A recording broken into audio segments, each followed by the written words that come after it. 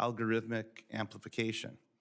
As we've heard from testimony in previous hearings this year, algorithms, automation, and artificial intelligence have deep consequences for the health of our democracy and civil discourse, equal access to critical information, and the mental and physical health of our children. This hearing will focus on solutions that Congress and regulators can take to ensure these important innovations benefit all Americans and safeguard against potential harms. Today, more of our lives are lived online than ever before. Over the pandemic, the number of Americans using telehealth services more than tripled. More of us rely on the internet for work and for school. Online platforms like Facebook, Twitter, YouTube, TikTok, Snapchat, and Amazon connect us to news, economic opportunity, and our friends and family. Online platforms helped Americans stay connected and access basic services during the pandemic. However, this exchange has come with a cost. Founded on innovative and disruptive business models, these companies have come to rely on algorithms. Data scientists and engineers at these companies design these algorithms to predict the content that is most likely to provoke a response, and in turn, amplify that content to users. Rather than users choosing what they see online, these algorithms make the decision for them to maximize growth and revenue. Civic health and well-being of consumers come second. If there was ever any doubt that business models and consumer interests were in conflict, Frances Hagen's testimony put those notions to rest. Her work and the documents she uncovered showed repeated underinvestment from Facebook in civic integrity and in the health of minority communities at home and non-English speaking populations globally. She showed that Facebook had internal warnings that the platform was changing the global political conversation to be more extreme because of the content that it amplified. She showed that the algorithms favored emotions like anger and outrage due to deliberate decisions made at the highest levels of the leadership of these companies. We're here to chart a course forward. The internet was created in the United States. Our planet, the First Amendment, Section 230, each of these contributed to U.S. leadership in tech and innovation. It's time for the United States to step up and again to protect these principles in the future while also accounting for the harms. We know there's a lot to do, but there is much that our constituents across the country agree on here. First, constituents want to have control over their personal information. Second, they want transparency for what tech platforms do with that information. Third, they want oversight that can ensure these protections. And finally, they want accountability when platforms are negligent or actively harm Americans. It's all common sense. I don't know how we can't find common ground in each and every one of these areas, and it's clear based on the hearings that have come out of the commerce leadership, this action's needed. Now, we know Americans want more control over their data. These automated algorithms rely on user data to target consumers at the exact moment they are most likely to cause a change in behavior. Lax oversight of data brokers, opaque and complicated collection practices, and insufficient disclosure all contribute to the harms these persuasive algorithms have to our health and well-being. Second, we need to know what's going on within these companies. Second, described the internal sentiment at Facebook that, quote, if information is shared with the public, it will just be misunderstood, close quote. This is frankly insulting to the American people. We need more public transparency that allows for meaningful public oversight and discourse over the true impact these platforms have on our daily lives. Third, we need to strengthen our existing institutions. The Federal Trade Commission, the state's attorneys general seek to protect consumers against harmful practices. With adequate resources, they can step up to this role. That is why I introduced the Ftc Technologists Act to improve the Commission's ability to understand the dangers and protect consumers against harmful technologies. We must also strengthen local journalists and broadcasters to continue to act as checks to power and to live up to their roles as trusted voices in the communities that they serve. Finally, we need accountability when tech platforms are negligent and actively cause harm. That is why I also introduced the Protecting Americans from Dangerous Algorithms Act with the support of Senator Whitehouse and Representatives Malinowski and Eshoo. Platforms should have consequences for actively amplifying content that deprives Americans of their civil rights or contributes to terrorist activity. We may have a lot to do, but we're also making progress. The reconciliation package before the Senate makes a historic investment in privacy enforcement at the Federal Trade Commission. The bill greatly improves the FTC's ability to go after bad actors by expanding its fining authority, and with a number of bipartisan bills to consider, Congress has the opportunity to make meaningful reforms. So I thank our witnesses for testifying today. Who's joining us remotely, Ms. Jessica Gonzalez is a co-chief executive officer at Free Press Action. Ms. Gonzalez has long been an advocate at advocating for the protection of minority communities and civil rights online, and I look forward to her perspective on that topic. Ms. Rose Jackson is the Director of Democracy and Tech Initiative at the Digital Forensic Research Lab with the Atlantic Council. She'll provide important context for the business models that incentivize these algorithms and the global context in which they operate. Dr. James Post is Executive Director of the American Mind at the Claremont Institute, and he will provide a broader context for algorithm and digital regulation. Professor Dean Eccles is an Associate Professor of Marketing at the MIT Sloan School of Management and will provide testimony on the technical details on how these algorithms work and what measures effective regulation should consider.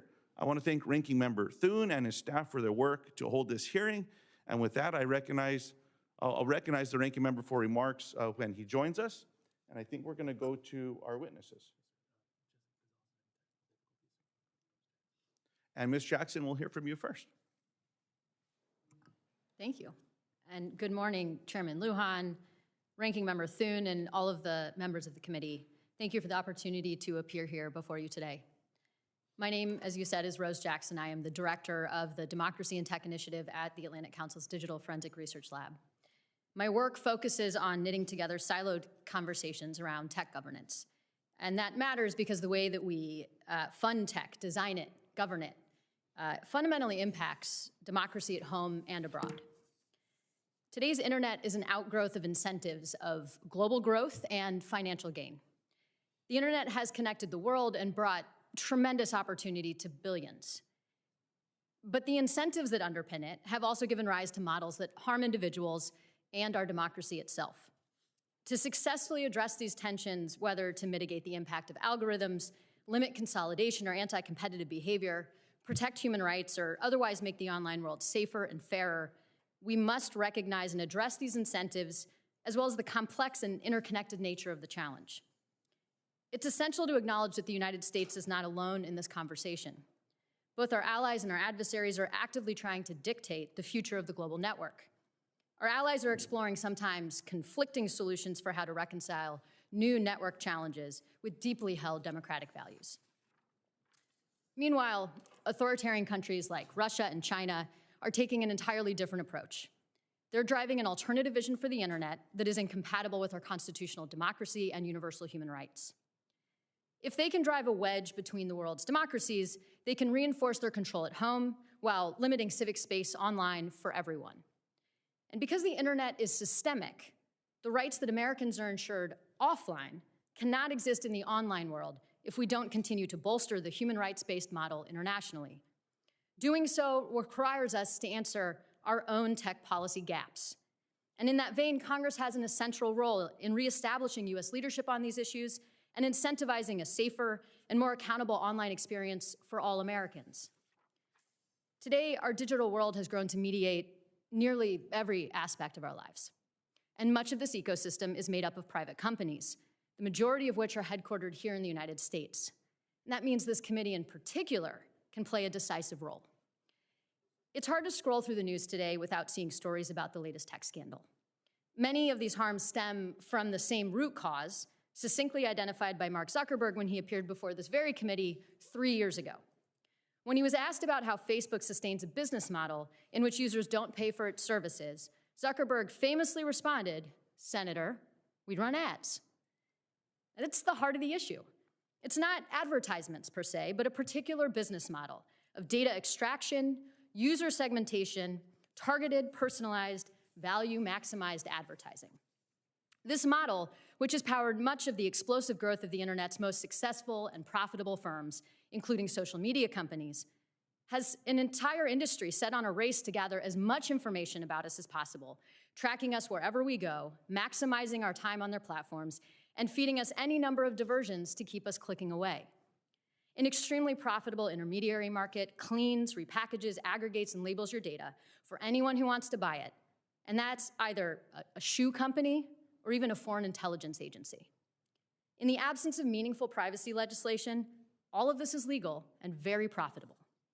Given that engagement metrics and advertising revenue are some of the primary indicators of stock valuations, one could argue that in the status quo, many companies have a fiduciary responsibility to pursue data collection and engagement at all costs. But those costs are paid by people. And that can impact everything from someone's job prospects to their physical safety. The erosion of privacy, the algorithmic amplification of harmful content, and the compromise of information integrity all pose serious risks to our democracy and global stability. We must bring together all actors, including legislators like yourselves, industry leaders and civil society experts, to solve our problems together. And this means breaking down silos in government and policy practices, improving our understanding of information ecosystems and the platforms that operate within it, strengthening our government's ability to set and enforce the rules, and iterating our approaches as technology innovates.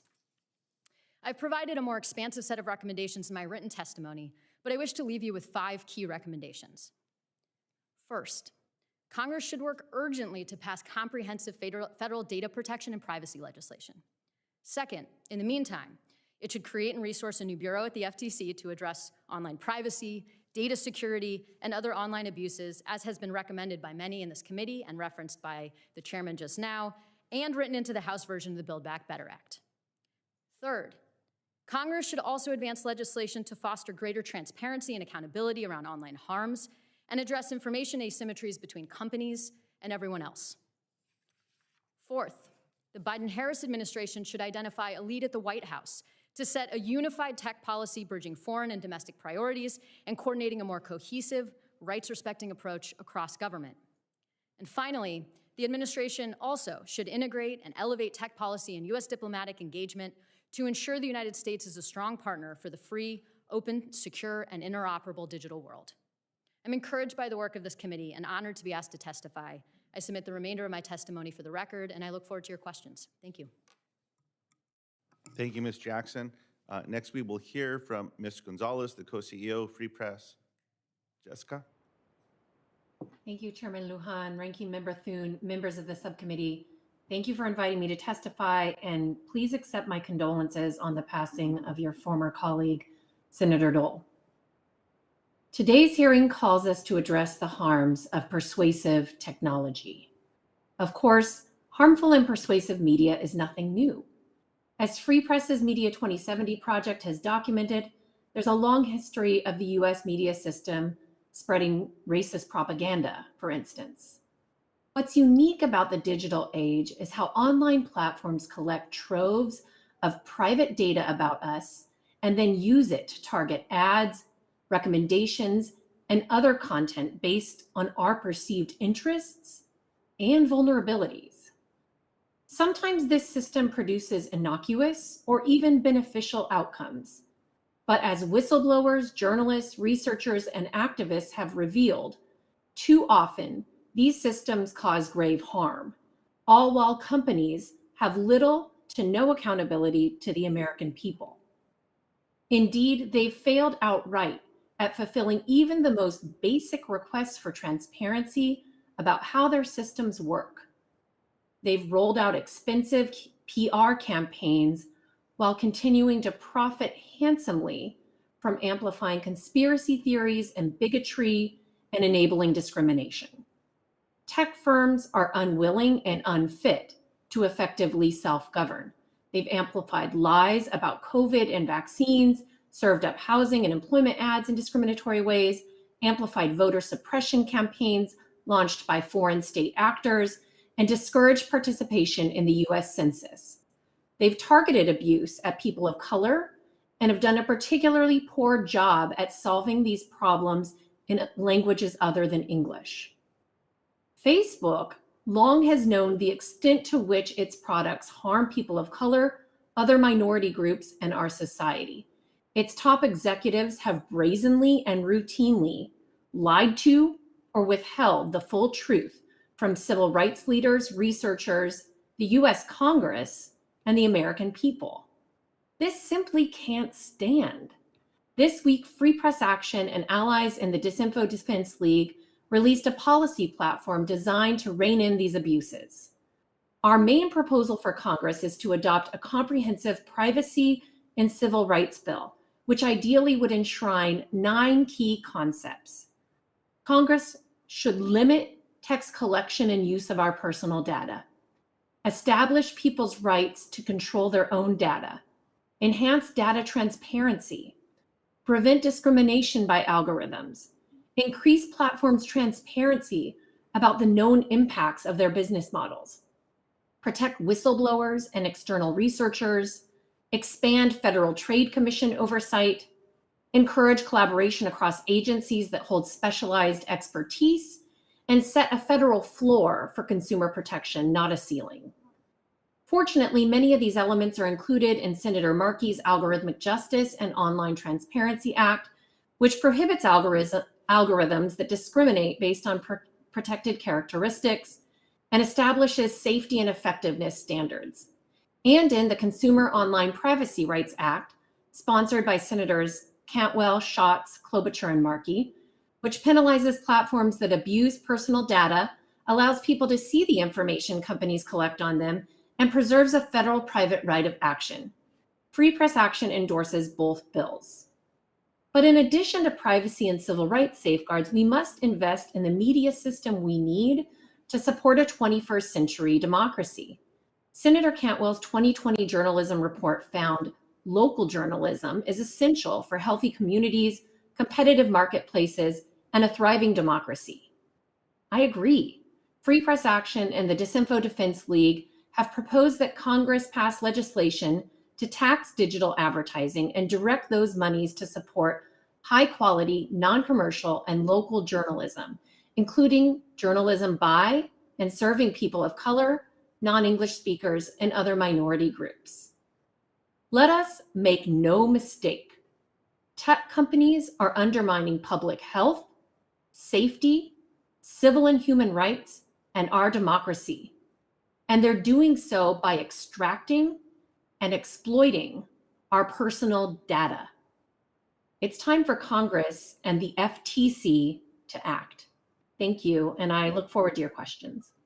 Thank you, Ms. Gonzalez. Next, we'll hear from Dr. Polos, the Executive Director of the American Mind, Claremont Institute. Good morning, Chairman Lujan, Ranking Member Thune, members of the subcommittee. I'm James Polis, Executive Editor of the American Mind at the Claremont Institute, where my research focuses on preserving our shared way of life and form of government in a digital age. It's an honor to speak today about how Congress can act. I'll start by putting algorithmic harm in broader context and then make a few recommendations. The meme that algorithmic harm results from greedy CEOs hacking our minds fails to grasp the true nature of the digital crisis roiling America. As with digital programs and data centers, today the main purpose of algorithms is not to make money or influence thoughts, but to control people in a direct and alien way hostile to our core beliefs and principles. The digital medium is unlike prior media such as print or television. Those technologies also reshaped minds and built fortunes, but Americans always felt at home with them. There was a comfort level, a compatibility with our lifeways and our regime that's absent regarding digital tech, which most Americans feel unable to understand, much less to master.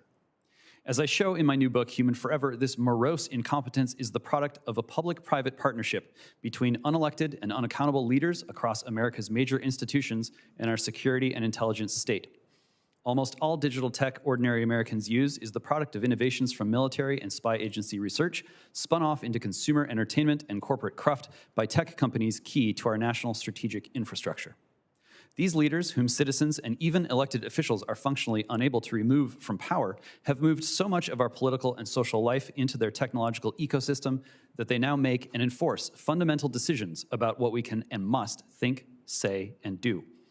This lockstep reconfiguration of American life outside the reach of the democratic process, has plunged us into a nascent social credit system.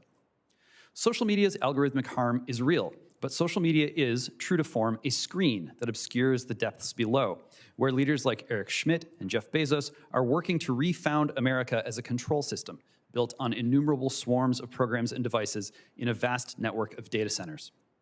Through machine learning and AI, digitized governance automates the behavior of those swarms and, through them, the behavior of you and me. The new system's logic is driven by seeing digital tech as better and stronger than humanity. As one ex-Google executive puts it, we humans suck in comparison to the new God our engineers are building.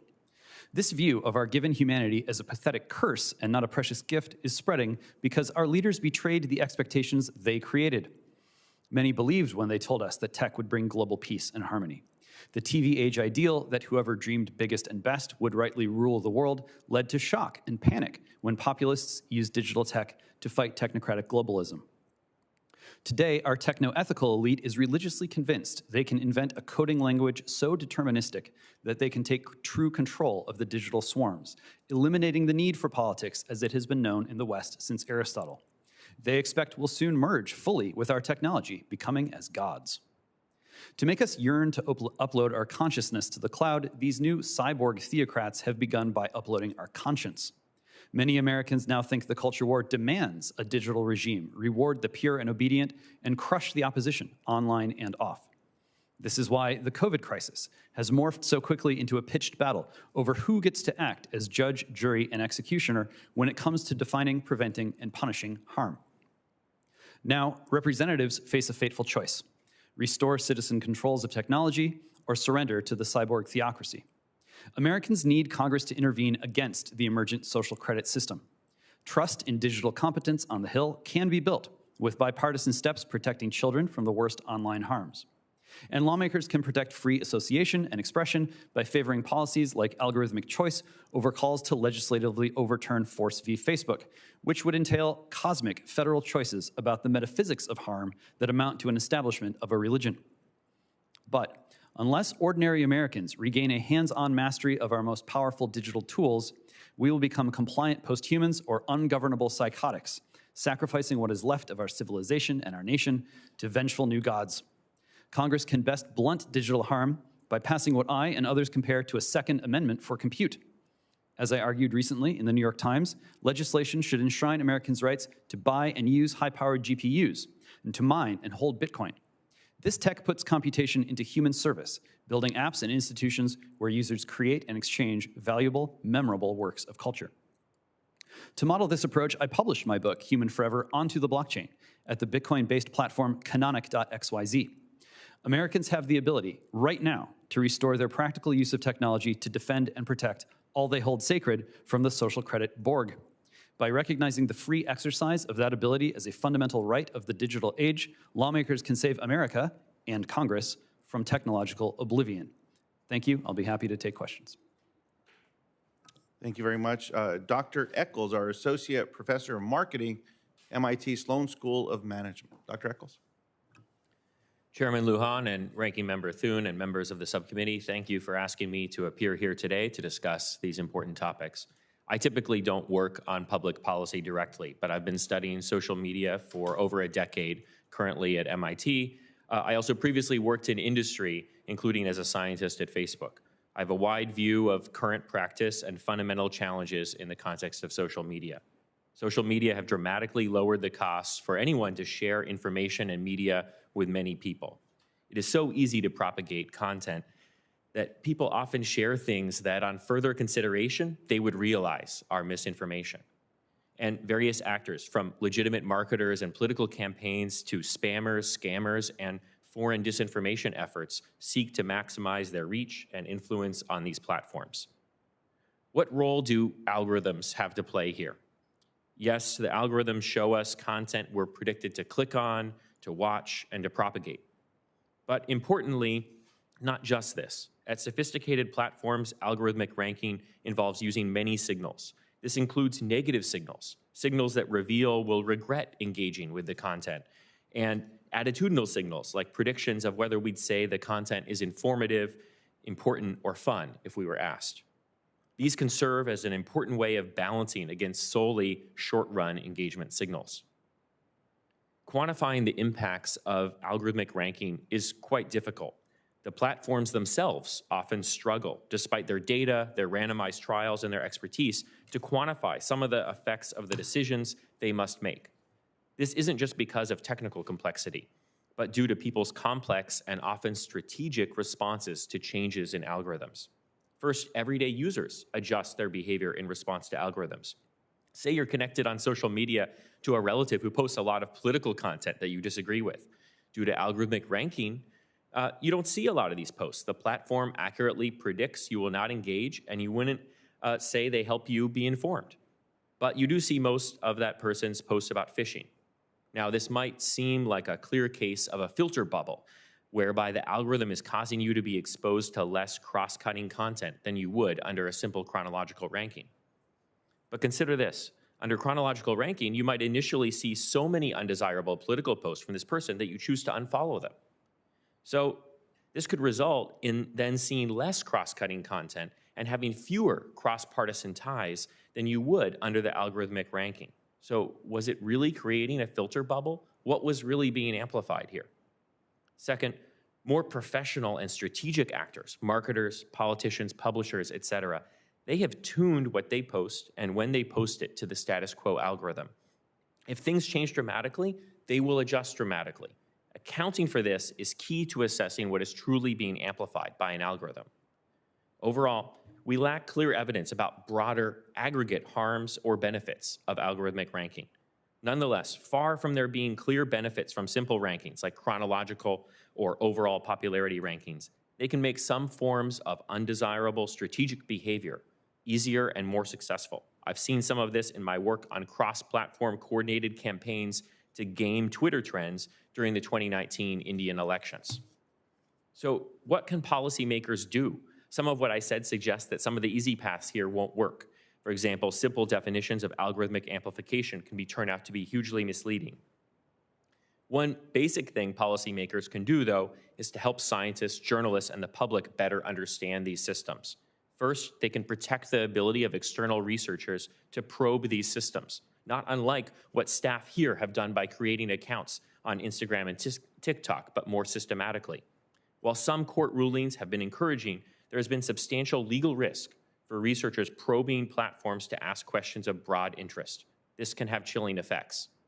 Second, policymakers can provide clear paths for platforms to retain and share data in privacy-preserving ways with researchers. There remains a great deal of uncertainty about what methods for anonymization of data satisfy some international privacy regulations, like GDPR, likely discouraging sharing data with researchers. My understanding is that some platforms are not even retaining critical data for their own internal research, including on algorithmic impacts, because of such regulations. This suggests the value of care and clarity in crafting these regulations. I am encouraged by this committee's work in this area, and I look forward to your questions. Thank you, Dr. Eccles. I'll recognize myself for questions. In starting a discussion as critical and complex as this one, it's important to start from common ground. And with that, I'd like to start with a point where I believe there is broad agreement.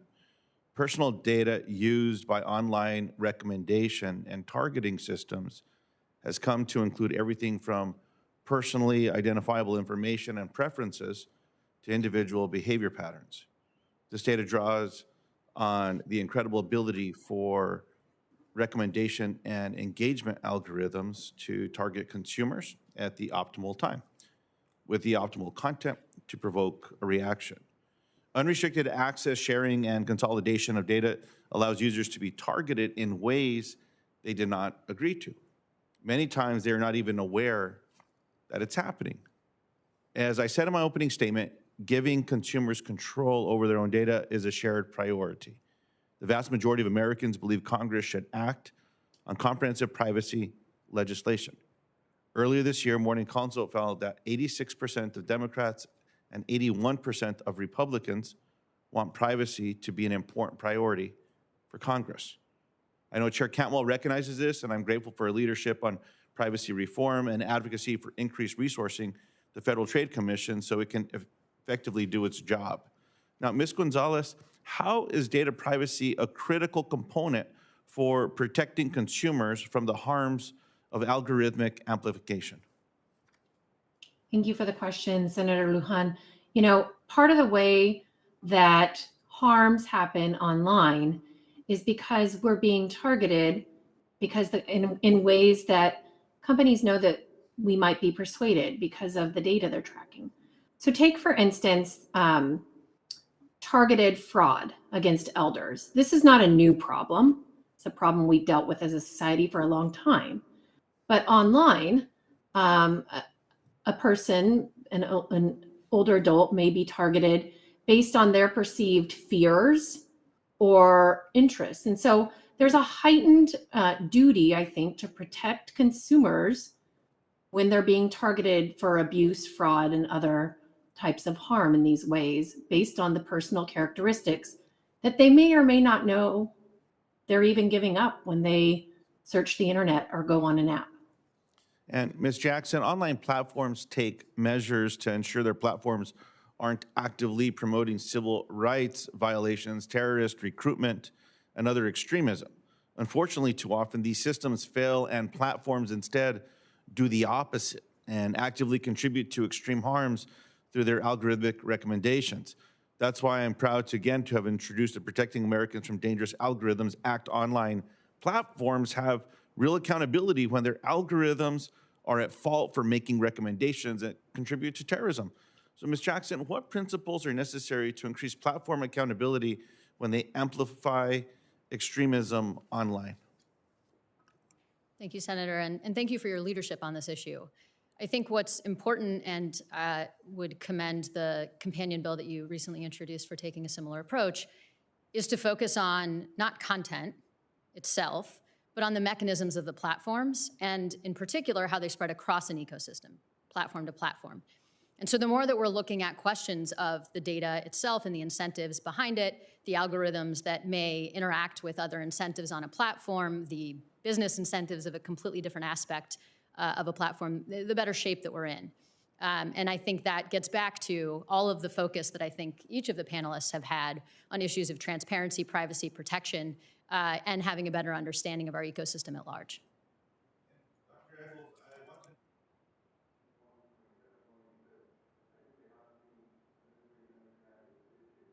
Algorithmic ranking is complex and not just aimed at maximizing short-run engagement. Oversight of the harms of algorithmic ranking is a challenge because these systems are complex and users often respond strategically to try to game these systems. 3, we are still gathering evidence on the harms and benefits of algorithmic amplification. And 4, Congress can act to protect external researchers and enable independent oversight and auditing of these systems in privacy-preserving ways. Now, I agree that this is a challenge, but we have to rise to this moment. What can platforms do to reduce the effectiveness of these cross-platform manipulation campaigns? Senator, I'm not sure if that question was for me because the audio cut out on my end. Please excuse me. That was for Dr. Eccles. Thank you. So in some of my own work, we've been able to track some of these cross-platform campaigns because of collecting data on multiple platforms, on WhatsApp and on Twitter. Individual platforms often have blind spots there. And if they start to coordinate more, that can raise questions of anti-competitive behavior or them acting as content cartels, as some legal scholars have suggested. And so I think getting clear guidance from regulators, whether from Congress or from the FTC, about what sorts of coordination between platforms and data sharing they want to encourage could be helpful. It could allow more of that coordination across platforms. Though in some ways, I found it striking just how easy some of these algorithms seem to be to game. And those are some of the ones that are most transparent. What we observed in our research was the trending topics on Twitter being gamed, which is pretty much just a popularity ranking.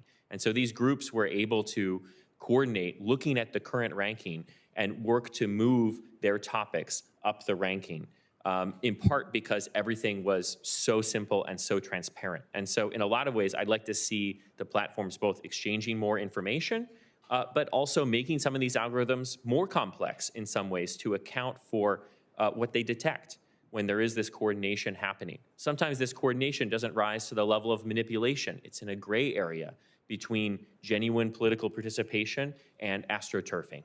Thank you, Dr. Eccles. I'll now recognize the ranking member, Mr. Thune.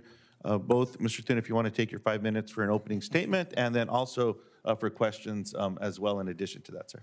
Thank you, Mr. Chairman, and I won't take that full 5 minutes, and I appreciate your indulgence.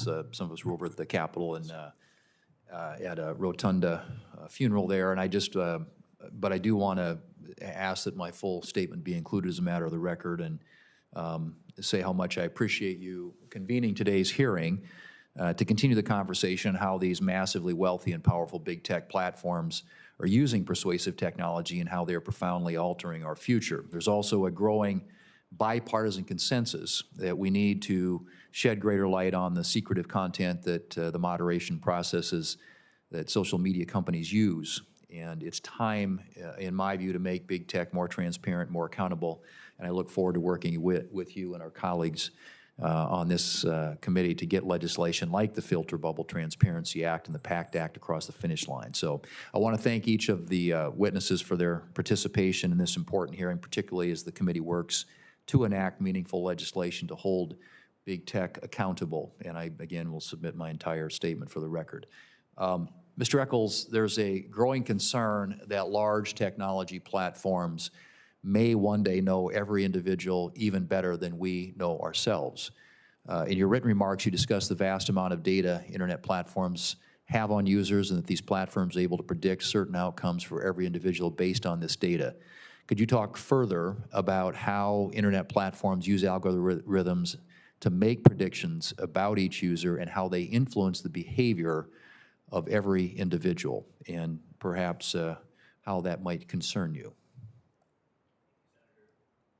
Thank you, Senator Thune. I would say while some of these tech giants have a lot of data about many of us, we're a little ways off from having that kind of a mastery. Sometimes it seems like the people most convinced of that mastery are the tech critics and marketing snake oil salesmen like the people at Cambridge Analytica who were suggesting that they really could control people and they could predict them so well. So I think we have a bit of time in that sense. What I've been sometimes concerned about in the past is when this ability to predict people's behavior, how they'll respond to messages, reaches across many domains. Maybe I've interacted with one firm where I've bought some products. Can they also use that same data to know how to persuade me in politics? Could they sell that for that purpose? Could they use that same data to help me stick with my fitness goals? So there could be some benefits there as well. But in a lot of cases, when that data jumps from one domain to another, I think that's a potentially concerning area. And when you have single firms that reach into so many parts of our lives, we think they might be able to start doing that kind of cross-domain prediction. So that's one of the aspects that I find concerning, is that it may be hard for consumers to understand that this data about some purchases I made could also be used in conjunction with some other data about other people to predict my behavior in a totally different setting and to target totally different types of messages, maybe political messages to me. So that's one aspect that I find concerning because there's this opacity and it's a little hard for consumers to understand the consequences of this one disclosure for this very other setting. Mr. Polis, what's your reaction to Mr. Eccles' testimony highlighting the vast amount of data these companies have on individual users? And do you believe that large tech companies use persuasive technology, meaning the technology is designed to change people's attitudes and behaviors? Thank you, Senator. Short answer is yes. Longer answer is it's inherent in the nature of this technology. This is a communications technology, and other communications technologies, probably all of them in history, have been used and were inherently designed to influence people and to cause changes in their behavior. The printing press, radio, television, these things are a part and parcel of, whether you want to call it mind control or something more benign. I mean, this is how it works with human beings. We communicate with each other. And those who have the most control over communications infrastructure and technology wield that control to move hearts and minds, sculpt behavior. So I think it's inherent to digital technology. I think that we need to be aware that what's really going on here is the amassing of personal information inside databases so that large groups of people can be conditioned in certain ways to accept and prefer certain ways of life, certain ways of government. That's just kind of baked into the technology, and that's why it's so important that we make sure that ordinary Americans have the ability to use technologies to build institutions that serve their humanity and protect their country and their culture. I want to come back to that, but let me ask Mr. Eccles, you mentioned in your testimony that quantifying the impacts of algorithm ranking is quite difficult due to the complexity of both technical aspects of algorithms and due to people's complex responses to changes with algorithms. If this is the case, what should policymakers require or expect of internet platforms with respect to algorithm explanation or transparency? Thank you, Senator. I think the answer is going to be different in different settings. So in some settings, some of the most important error-sensitive settings, like diagnoses in healthcare, are not nearly as subject to such rapid strategic responses. And so while I don't study the healthcare system, I think this is something that the federal and state governments are actively involved in already. And so it would be natural for them to regulate quite closely the adoption of algorithms in those settings. When it comes to communication technologies and social media, it's not clear exactly what type of transparency we need. In fact, these algorithms often can be broken up into multiple different pieces, as I've detailed in my testimony. And that can be one tool for how Congress and other policymakers can get some transparency. So I don't know if Congress should mandate explanations and transparency, but I hope that my testimony provides kind of a blueprint for what questions should be asked of these firms. So they should be able to tell you and the public how much weight they put on predictions of clicks, predictions of reshares and retweeting versus how much weight they put on predictions of survey responses about whether people say this is really important to me, or how much weight they put on potentially negative signals that tell them that people regret their engagement, that maybe they spent too long on the platform, or that they wish they hadn't reshared that piece of misinformation. And so by being able to tell policymakers and the public about those weights, I think that provides one opportunity. I mean, as I was preparing my written testimony, I was really struck with some of the reporting in the New York Times about TikTok, and it turns out their algorithm matches exactly what I had written without really any knowledge of that, except that it seems to lack many of those signals. They seem to not be, at least according to this reporting, collecting data about people's more considered opinions of whether this was a worthwhile video to have seen, or any signals that I saw this and then later I felt misinformed or misled. And so probing that and pushing platforms to actually be more sophisticated in their algorithms, I think could be beneficial. So qualitative as opposed to quantitative. Just very quickly, and I know my time expired, Mr. Chairman, but since I didn't use my 5-minute opening statement, I want to just ask one question. And Mr. Polis, coming back to what you said about these are communications mediums, and in other words, designed to influence people.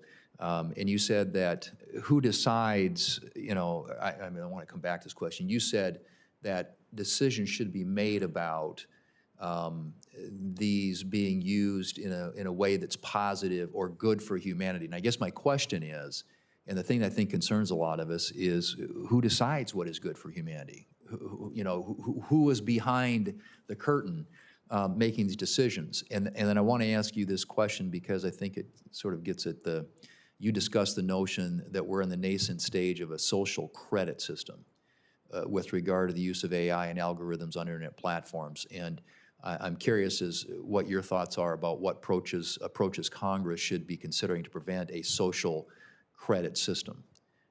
So if you could answer that question, but maybe answer the bigger question about who decides what is good for humanity. Sure, that's a very good question, Senator. Ultimately, this is a government by, for, and of the people. And I think we have to keep that in mind as we grapple with the question of how to ensure that our form of government is not replaced by a social credit system. The reality is that every major power in the world right now, every civilization state, as some call them, is racing to establish sovereign authority over the digital technology within its territory. And because of the way that these super powerful digital entities raise ultimate questions about our place in the universe, about what it is to be human, why we should bother. We seem to have created things that are bigger and smarter and have superpowers that we lack. So many countries are responding to that kind of feeling of disenchantment or fear by turning to their deepest cultural resources, which are in many cases theological resources. You see China with the Great Firewall and trying to focus on making algorithms and programs Taoist. Russia's response to the digital revolution was to build a very large military cathedral just outside of Russia. And in countries in the West, like France and others, they're actively looking for ways to make sure that digital technology really captures and expresses and even enforces their particular cultural leanings. You see India pursuing some of these things and Israel and others. In the US, we have a First Amendment and we have a prohibition on the establishment of a religion. So we really, we have a special challenge because we can't sort of take that theological, theocratic option and say, look, the government is going to decide what the proper system of ethics is, what counts as harm, whether something like transhumanism is something that people shouldn't be exposed to, or whether it's something that actually exposes them to what they need to know in order to flourish. The federal government needs to make sure that it doesn't nationalize social media in an effort to turn it into a tutelary system that programs Americans the way that they want Americans to be programmed. So, I think the best. Yeah, sure. The best option is to make sure that Americans can buy and use digital technologies, high-powered GPUs, Bitcoin, so that they can freely build new institutions, cultural and market institutions, in a digital environment where they can freely protect their human identity and make sure that we preserve our form of government, can argue openly about fundamental political questions. Thank you, Mr. Chairman. Thank you. Senator Klobuchar. Thank you very much, and thank you for doing this hearing. Really important, Mr. Chair. Thank you to our witnesses. Algorithms touch every aspect of our lives. We know that, and it's not typically very pretty. And what we know is that Americans are getting increasingly addicted to platforms, especially young people, taking up significant parts of their days. And part of that is because of how they are targeted.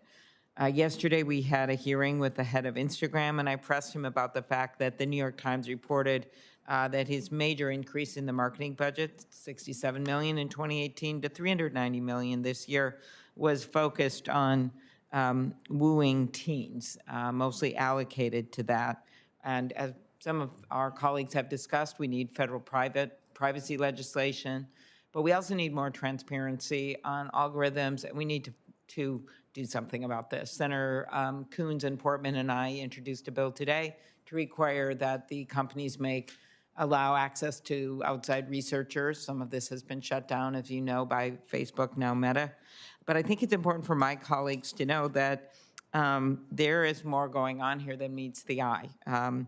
Amazon is creating knockoff products made by small businesses and then using its algorithm to show its own version of the product they ripped off first. That has happened, Wall Street Journal reporting. Or number two, Apple is doing this when you search for maps or music or podcasts, the first result is often an app that Apple makes, even though they control the platform. And algorithms pervade our entire existence online.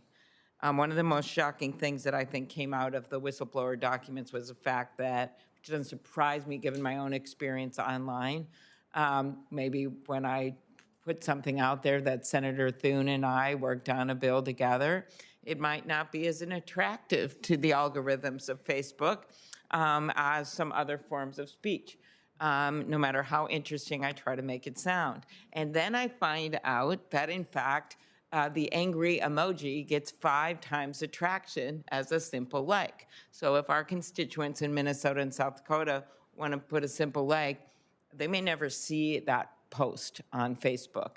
because it's the angry ones with the angry emojis that are going to start getting traction.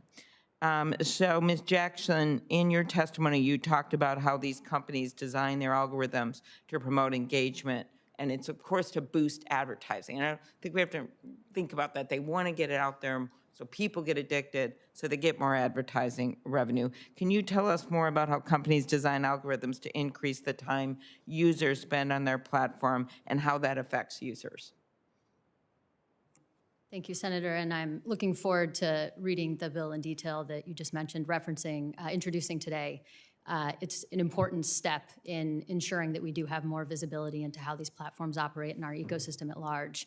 I think, to your question, I want to call back real quick to something we've been talking about in the context of these algorithms. I think over-indexing or emphasizing the ability of tech companies to know us and the kind of perfection, the idea of perfection of these algorithms can cause harm as well. Because as you alluded to, we're not just talking about algorithms on social media, we're talking about algorithms used, whether it is to help Amazon promote its own products, or frankly, to help insurance companies make decisions about what your premiums should be, what your sentencing might be in a criminal justice context. Those are all very different contexts. But if we believe that those algorithms are in fact infallible, that they have the most accurate representation, we might be tempted to allow those algorithms to be integrated into our decision-making, government decision-making, determining the rights that we might have. And I would call back to examples of, maybe I joined a member program at my local bar and it says I've been buying more drinks and I lost my Apple Watch, and so says that I haven't been exercising too much, and so my insurance company has decided that I'm a depressed alcoholic, and I'm then denied for a loan. And that may sound fantastical, but right now there's nothing that would make that illegal. And so I think coming back to putting these in context, algorithms themselves are not a magical solution in one direction or other. They're not a magical harm, but it is important that we have accountability, that we have limits on data collection that power them, and awareness of the ways in which they're used in our life. So one other piece of this, the other bill that I should also mention, that has kind of, I think one commentator called it the Ocean's 11 of co-sponsors, that I have with Senator Grassley and Graham and Warner and Booker, and including two on this committee, Senator Blumenthal and Senator Lummis. And what that bill is about getting after this exclusivity, the self-preferencing, the discriminatory behavior that just no one that looks at it can really think it's okay. It's just that our laws haven't caught up to a major part of our economy. And my view has always been that competition is good for innovation. We've heard a lot of claims that somehow doing something is going to undermine the tech companies. But in fact, they're doing just fine. And what we want to make sure is we continue to foster competition. Could you talk about how this innovation can ultimately, by monopolies and dominant platforms, get stunted? And do you share concerns on this along these lines? You started a startup, right? Yeah. I don't actually talk about that a lot. I founded a small tech company to try and help Americans become more civically engaged. And, I didn't really have a choice, honestly, in using Facebook and Google advertising tools. It's kind of, in the startup community, it is the only option. We kind of joke about it as the startup tax, that a large portion of your budget, no matter what you do, is going to go towards cloud providers of Amazon or Google and advertising in Facebook and Google, regardless of whether you want to try. They're each dominant on their own sector, is what it is. Yes. Absolutely. Okay, and so. Sorry, yeah, I mean, I think there are serious consequences for what that means for competition at home, but it also means that the ability to feed, everyone has to feed into a system that is collecting more and more data that is driving these incentives that we're talking about. And so no matter what angle we want to address these online harms, whether we are looking at competition issues or privacy issues or content issues and extremism, they're all interconnected because it is a system that feeds itself. And so, again, applaud members of the committee focusing on privacy and transparency. And would you agree that at some point we have to stop talking and have a little less talk and a lot more action? I'm a big fan of action, Senator. Okay, thank you. Senator Fisher. Thank you, Mr. Chairman, and thank you to all our witnesses for being here today. This is a very timely discussion. Many of you described in detail how internet platforms increasingly quantify and tailor our online experiences in granular ways. On one hand, you get more personalized user experiences, and platforms are more responsive to what makes you tick. But this also allows companies to take persuasion too far.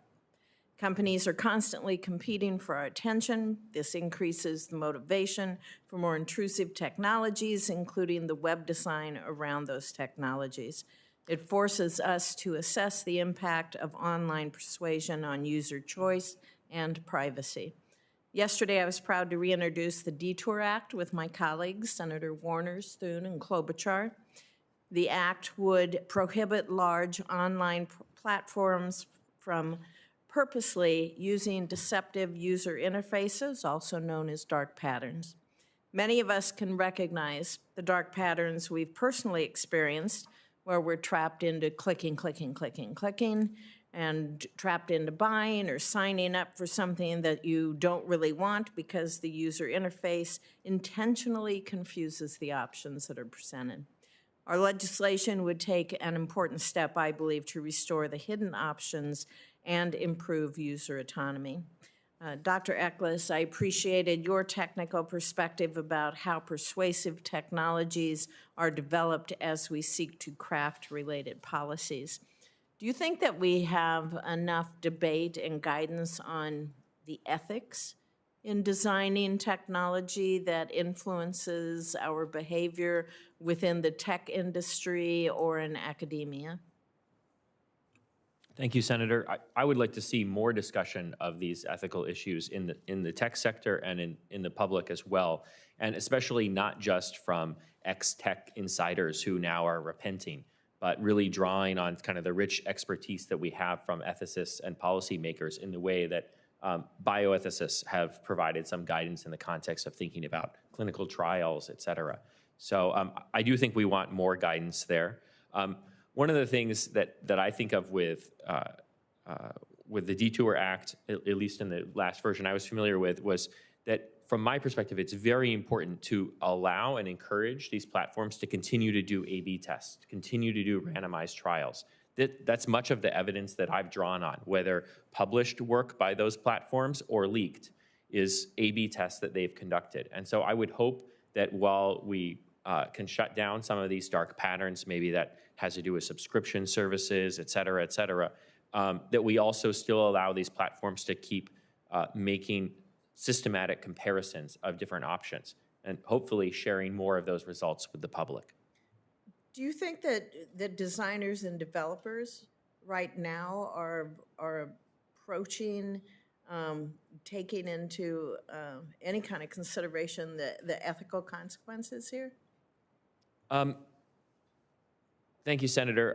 I think at firms that are established and have found themselves with a bit of a breathing room and a large staff with technical expertise, they are. I mean, in some ways, that's part of what we've seen in the Facebook files leaks is a huge amount of disagreement and debate about some of these issues.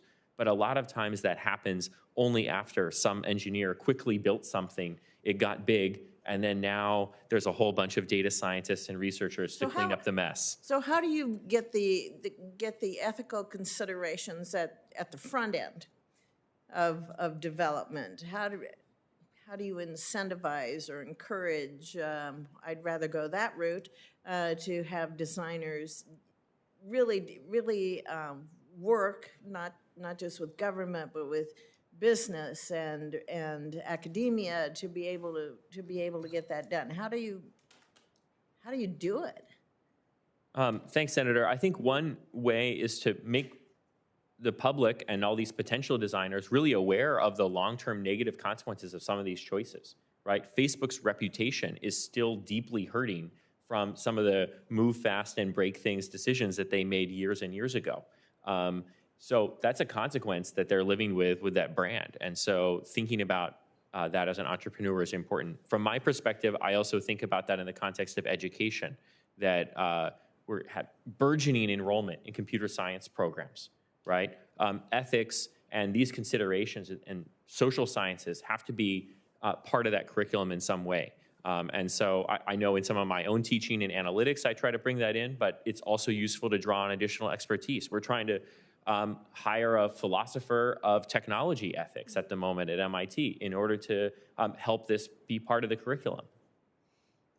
I think it's important that we bridge the technical consideration with the policies that we seek to implement, and I appreciated your points about the value of A/B testing, which remains important if we're going to have improved user experiences and distinct from the dark patterns that we're trying to address. So I thank you for that, sir. Thank you, Mr. Chair. Thank you, Senator Fisher. Senator Schatz.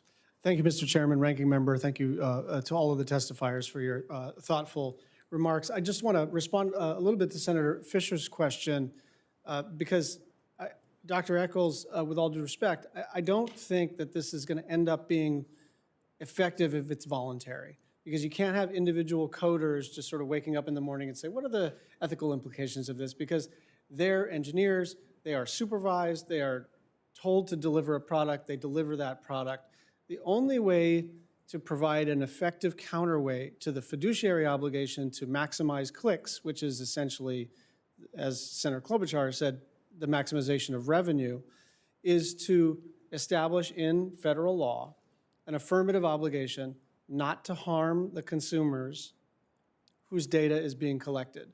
I'm all for notice and consent, but we all know that we click I agree as a matter of course without reading anything, and it's not fair to individual consumers to ask them to opt out of the world, essentially, in order to retain their privacy rights. So the only, in my view, the only way to do this is to establish you may collect data from individuals, as you are, but you have an affirmative obligation to not use that data against people, which doesn't mean you can't do behavioral advertising. It just means you can't harm people. Most companies are comfortable with that.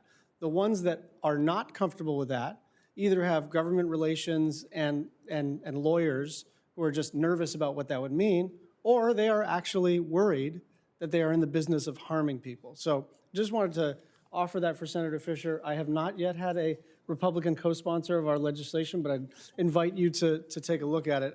For Ms. Gonzalez, Chair Khan is known as a sort of antitrust crusader, and I know that she's moving on FTC action against some of these dominant internet companies from a competition policy standpoint.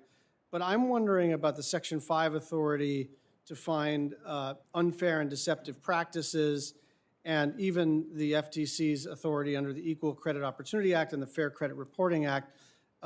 Does the FTC have authorities that it's not yet using?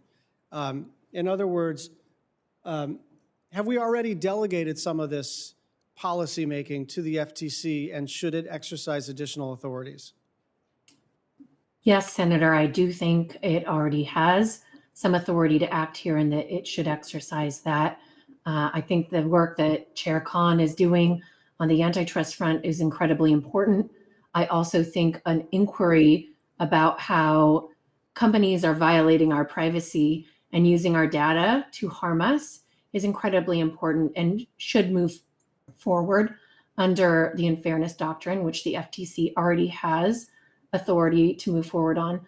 The other two statutes that you referred to around credit reporting, certainly I think the FTC should enforce that statute. Those statutes may not be broad enough to get at the harms that we're seeing online where our personal data is extracted, used to target us in harmful ways. And so that is why I believe the FTC ought to initiate a proceeding focused on privacy and civil rights as well. Yeah, just in response to the last comment you made about it may not be, we may not have a broad enough statute. Point taken, but I'll also observe that, been on the Commerce Committee for now a number of years, and our complaints about tech and big tech are so broad and so numerous as to overwhelm our policymaking ability. Besides the filibuster and our normal partisan disagreements, we sort of can't separate out what are we just irritated by, what do we think is real harm, how do we balance the needs of American users of technology with the kind of fear that we could set a precedent for, say, Kyrgyzstan to impose authoritarianism through their own controls. So I think the important thing for us as a committee and as a Congress is to chip away at this, is to say, well, what Section 230 reforms make sense, right? And what antitrust actions make sense? And what protections for researchers make sense? Because I do think that, especially during the last administration, this sort of invocation was almost an incantation against big tech became so expansive as to become meaningless and very difficult for policymakers to sort out, and even more difficult for politicians to sort out. Because if you say, well, it's not so simple, you look like you're schlepping for these big tech companies when in fact this stuff's complicated, and we've seen sort of comprehensive legislation fail and fail and fail. And I subscribe to my predecessor Danny Noy's point of view, which was his 40% rule, which is try to get 40% of whatever you're asking for, and by the third year you've already got more than you've ever asked for. I always chop that in half and say I get 20% because I'm certainly not Danny Noy. Thank you. Thank you, Senator. Senator Blackburn. Oh, Mr. Chairman, thank you so much for this hearing. And as our witnesses have heard, this is a very timely hearing. We've had quite a focus on technology issues. And I know Senator Klobuchar mentioned to you the hearing that we had yesterday, where we had the Instagram CEO before us, and Senator Blumenthal and I are continuing to work on these issues around privacy, data security, making certain that the virtual space is going to be safe for all users and especially for our children. Mr. Eccles, let me come to you and thank you for your well-written testimony. I want to pull from that. You mentioned in your testimony, and I'm quoting you, and there is no large body of evidence on the effects of algorithmic ranking. You also noted that for a single user, there often are more possible rankings of available items than there are atoms in the universe. So even though the same data may be entered in the algorithm, a huge variation in outcomes could occur. All right, so here's my question. Given all this, is it even possible to attain algorithmic transparency and get to where we are trying to go with the effects of these algorithms, or would the data outputs be too large to even begin to make heads or tails of them? Thank you, Senator. I think there are hard problems here, but I don't want to make it sound like all versions of algorithmic transparency are impossible. And I think breaking it up into smaller problems can help. Actually, even for data scientists and ranking engineers at these companies, they have to do a lot of work to understand their own algorithms in a lot of cases. And that's in part because they're doing things like looking at the contents of a photo, figuring out what's in the photo, and knowing whether you might actually be interested in that content, right? So that becomes a very complex process. But luckily, some of that can be broken down into kind of more comprehensible pieces, because at the end of the day, there's a prediction about whether you're going to click on that content, whether if we asked you in a survey, you'd say it was important. And those are each given weights in these algorithms. Those weights, if disclosed, can give you a good picture of what is actually being valued. The New York Times reporting on TikTok wrote out the equation, supposedly, for TikTok's weights on those predictions. So that kind of level of transparency could take us somewhere that isn't necessarily the entire algorithm, which in fact has billions of parameters. There's billions of numbers used to determine many of these algorithms. Let me interject right there. Let's talk about TikTok. We know that TikTok likes to hook young users, and we know that TikTok is collecting this information, and basically what they are doing with their Chinese Communist Party shared ownership, I guess you would say, is they're basically creating dossiers on Americans, and then they have the ability to funnel that information back to the Chinese government. Should policymakers give more thought to the way that algorithms and the way that companies collect the data, the way they hold this data, the length of time they hold that data, and then look at that as national security risk? Thank you, Senator. I think as Americans, we've had the luxury of having so many of the tech giants here in the US and the result of American innovation. And so as that changes, as we depart from that, that raises a bunch of questions that in a lot of ways other countries have been grappling with for a while. And so my sense is that there certainly could be additional scrutiny there when data is moving overseas to authoritarian regimes that perhaps don't have the kinds of privacy protections that we'd at least like to imagine for Americans here. But policymakers maybe have to think about this from a foreign relations perspective as well, because a lot of these other countries are imposing regulations that require data from American companies to be there locally, require employees who are locally in that country to potentially be on the hook criminally if those companies don't comply with sometimes really un-American regulations locally. So I don't know how to navigate that, but it sounds like an important project for all of you. Okay, Ms. Polis? Hi, Senator. Yes. Ms. Polis, do you have any comment? I think what I would Mr. say... Polis, I'm sorry. Yeah. Sure, yeah. I mean, I think what I would say is that algorithms can't be neutral, and we shouldn't expect that we can engineer them to be neutral. It's in the nature of them to move behavior and opinion, and that what the social media companies have done that I think in a sense is most productive of harm is that they've convinced people that what happens on screen is more important than what happens off.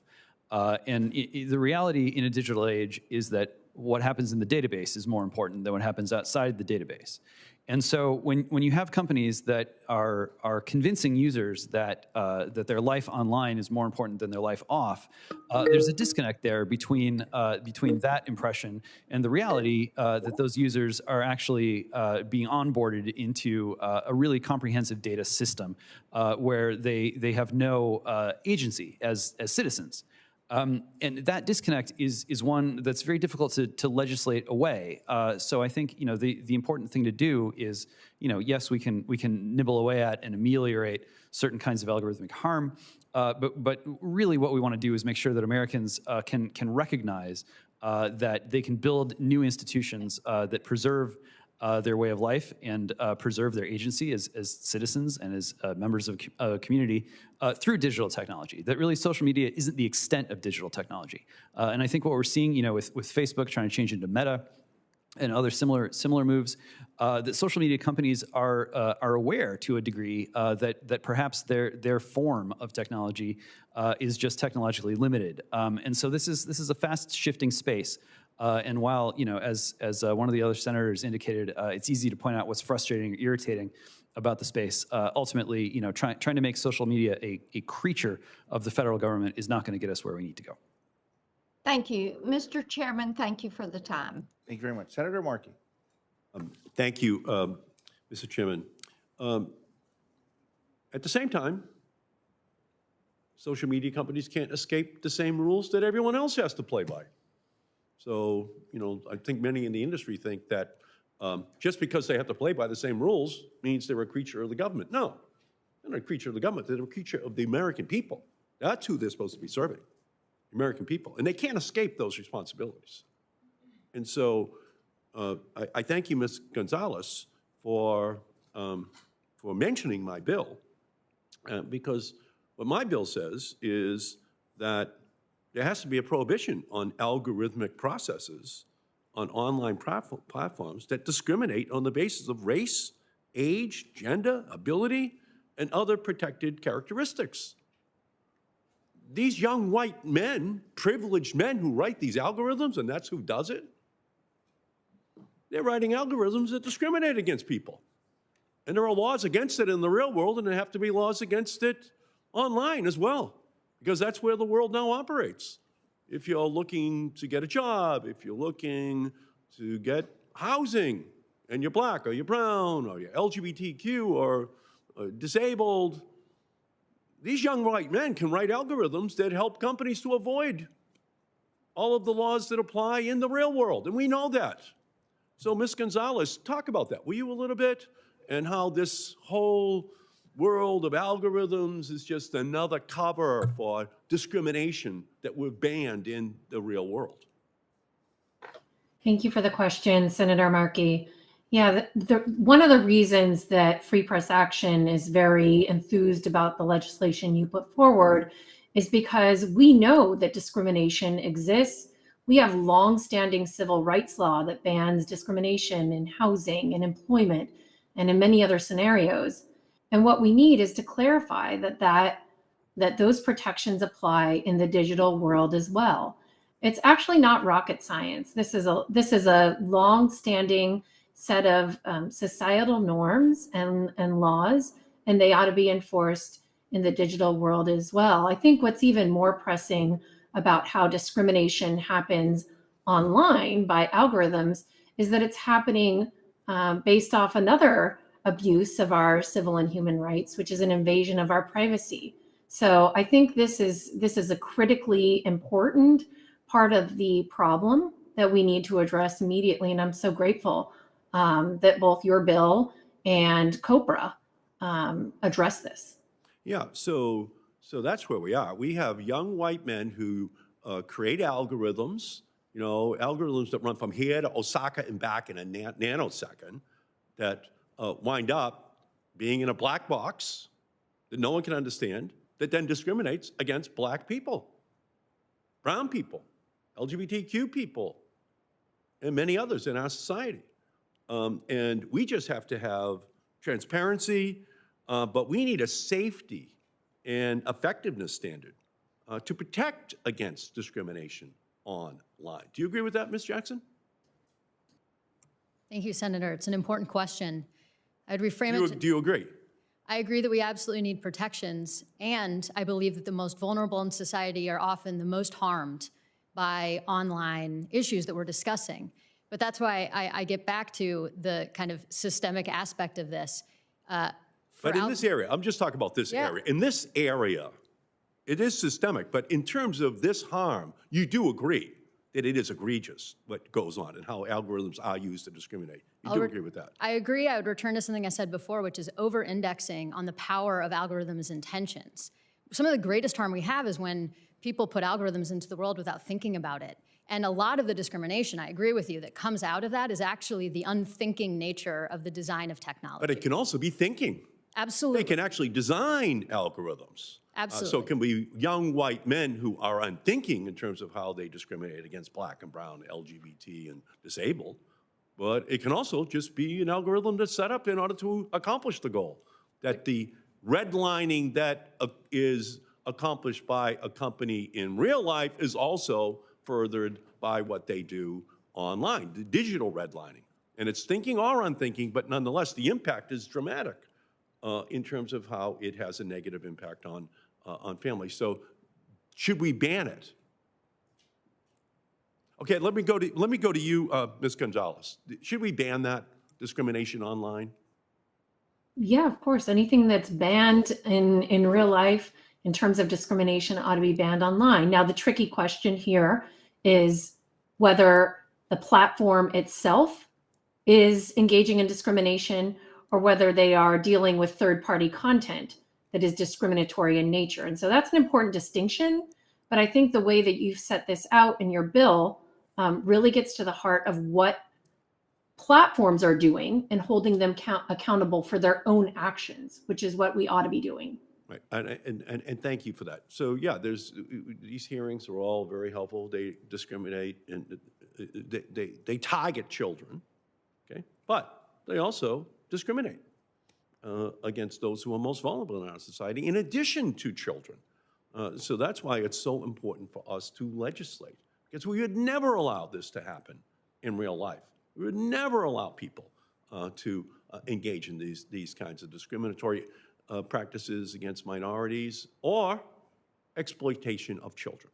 And the same rules for the real world have to exist in this unreal world that's been created principally by young white men who get very rich in drafting these algorithms. And that whole era just has to end in our society. Thank you, Mr. Chairman. Thank you, Senator Markey. Senator Lee. Thank you very much, Mr. Chairman.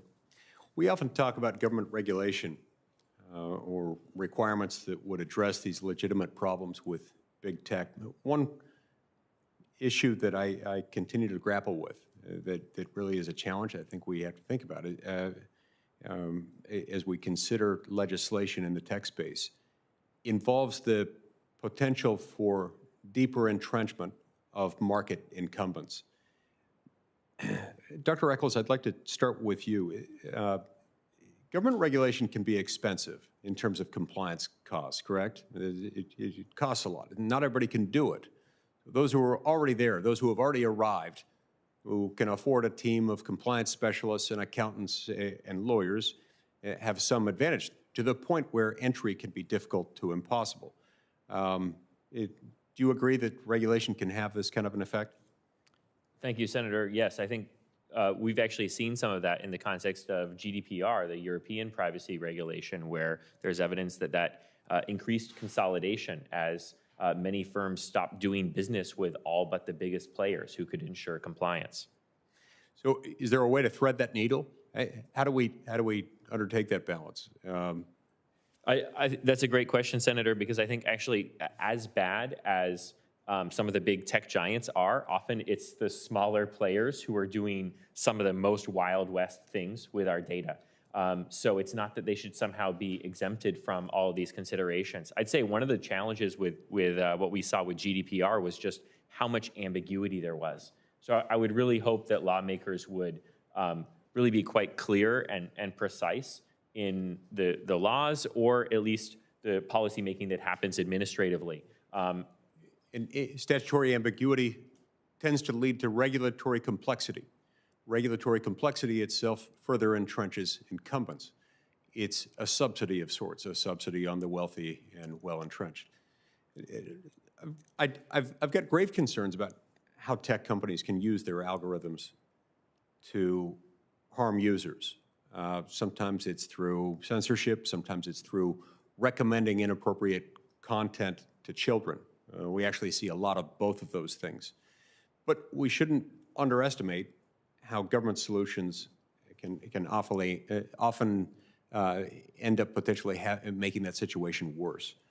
That being said, transparency can be a good first step as a means to inform consumers. So in your view, what does transparency look like in the algorithm space, and how can we balance that with the need to protect intellectual property? Thanks, Senator. I think there's a lot of opportunities for transparency that wouldn't necessarily disclose a lot of the core intellectual property, because so much of that is often in the context of making a specific prediction for a person, that this person is going to like this content, that they're going to watch this video for at least 30 seconds, right? But then what do you do with that prediction? How much do you weight that in your decision making? That's more of a managerial decision, and that can be disclosed. So you can say something broad about what are the inputs to this prediction, and you can disclose what's done with that prediction, even if the prediction itself is made by some deep neural network with billions of parameters involved. So I think that's one angle for transparency. The other one is that these companies are constantly doing randomized controlled trials to compare different algorithms internally, to weigh a lot of different metrics, some that are just engagement metrics, but some that are metrics of potential harm. They could disclose more of the results from those. It's actually, I've relied in my testimony on the leaked Facebook files that covered one such A/B test that was conducted by Facebook, comparing their status quo feed with a reverse chronological feed, which ended up making them more money. In fact, showing they weren't optimizing just for money making, but also had a bunch of other harms. Those kinds of comparisons are are really useful. And so I'd like to see a lot more openness about those in algorithmic impact and transparency reports. Sunlight can be an effective illuminator and disinfectant. I'd like to conclude with one thought. Algorithms and the use of machine learning technology are undoubtedly a necessary piece of technology to deal with, to deal specifically with the continued use of the internet and the increased activity that we see on the internet. We also know this technology can be used for nefarious ends, and we certainly want to stop those activities. I think we need to approach this challenge with humility, understanding that the federal government's intervention into these complex issues could and probably would do a lot of things to make the situation worse. Government regulation could end up hamstringing companies' ability to innovate and evolve with emerging technology used by bad actors and empowering such bad actors to easily circumvent the technological standards adopted by government, which would almost inevitably become outdated the moment they were enacted. There are certainly worthy challenges, challenges that I think Congress has to consider and try to deal with in whatever way we can responsibly. But I can't emphasize enough to my colleagues that we should urge caution, and we shouldn't be thinking that government solutions don't have great potential to set us back even further in pursuing policy updates in our internet laws. Thank you. Thanks, Senator Lee. Senator Baldwin. Thank you, Mr. Chairman, and thank you to our witnesses today. As you've heard, yesterday the Commerce Subcommittee on Consumer Protection held a hearing yesterday on protecting youth online. And our witness was the CEO of Instagram. I asked him about steps that the company was taking to combat harmful and problematic content relating to eating disorders on their platform, and urged him to invest more resources into human reviewers to help tackle that problem. But as internal research from Meta shared with us by the whistleblower Frances Haugen has shown, it is Instagram's algorithms that can cause users to be drawn deeper into exposure to such harmful content. Ms. Gonzalez, do you believe that we can truly get to the bottom of this particular problem relating to eating disorders or other problematic content like hate speech or vaccine disinformation or misinformation by simply pushing better moderation by platforms? Or do we really need to address how algorithms amplify and magnify and target that problematic content to users? Thanks for the question, Senator Baldwin. You know, I think this is really tricky because, of course, Congress needs to abide by the First Amendment. And so there's a limit to how deeply you can get into content. However, what's really clear to me is that Congress has the ability and the responsibility to help the American people and help parents like me understand more about these problems by compelling transparency from the companies so we understand what's happening and how our children's personal and private data and their behavior is being tracked online and then used to target them with these kinds of messages, whether that's information about eating disorders or like in the case of my children, they're both big into gaming and watching other gamers talk about how they play the game. And I've noticed even with them, they're very young, they get pushed down a path where suddenly they were watching just really mean content. So I think it's critically important to compel transparency and to set some limits about how all of our private data can be used, but especially our children's private data. Thank you. In 2016, in that presidential election, my home state of Wisconsin was one of the top targets for Russian influence efforts through targeted advertising on Facebook.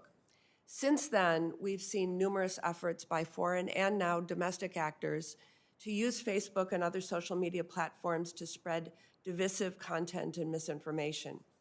We've heard time and time again from these companies that they're taking steps to stop their services from being used to undermine elections. But I'm concerned that we will keep facing this problem when we are also facing an erosion of public trust in our elections.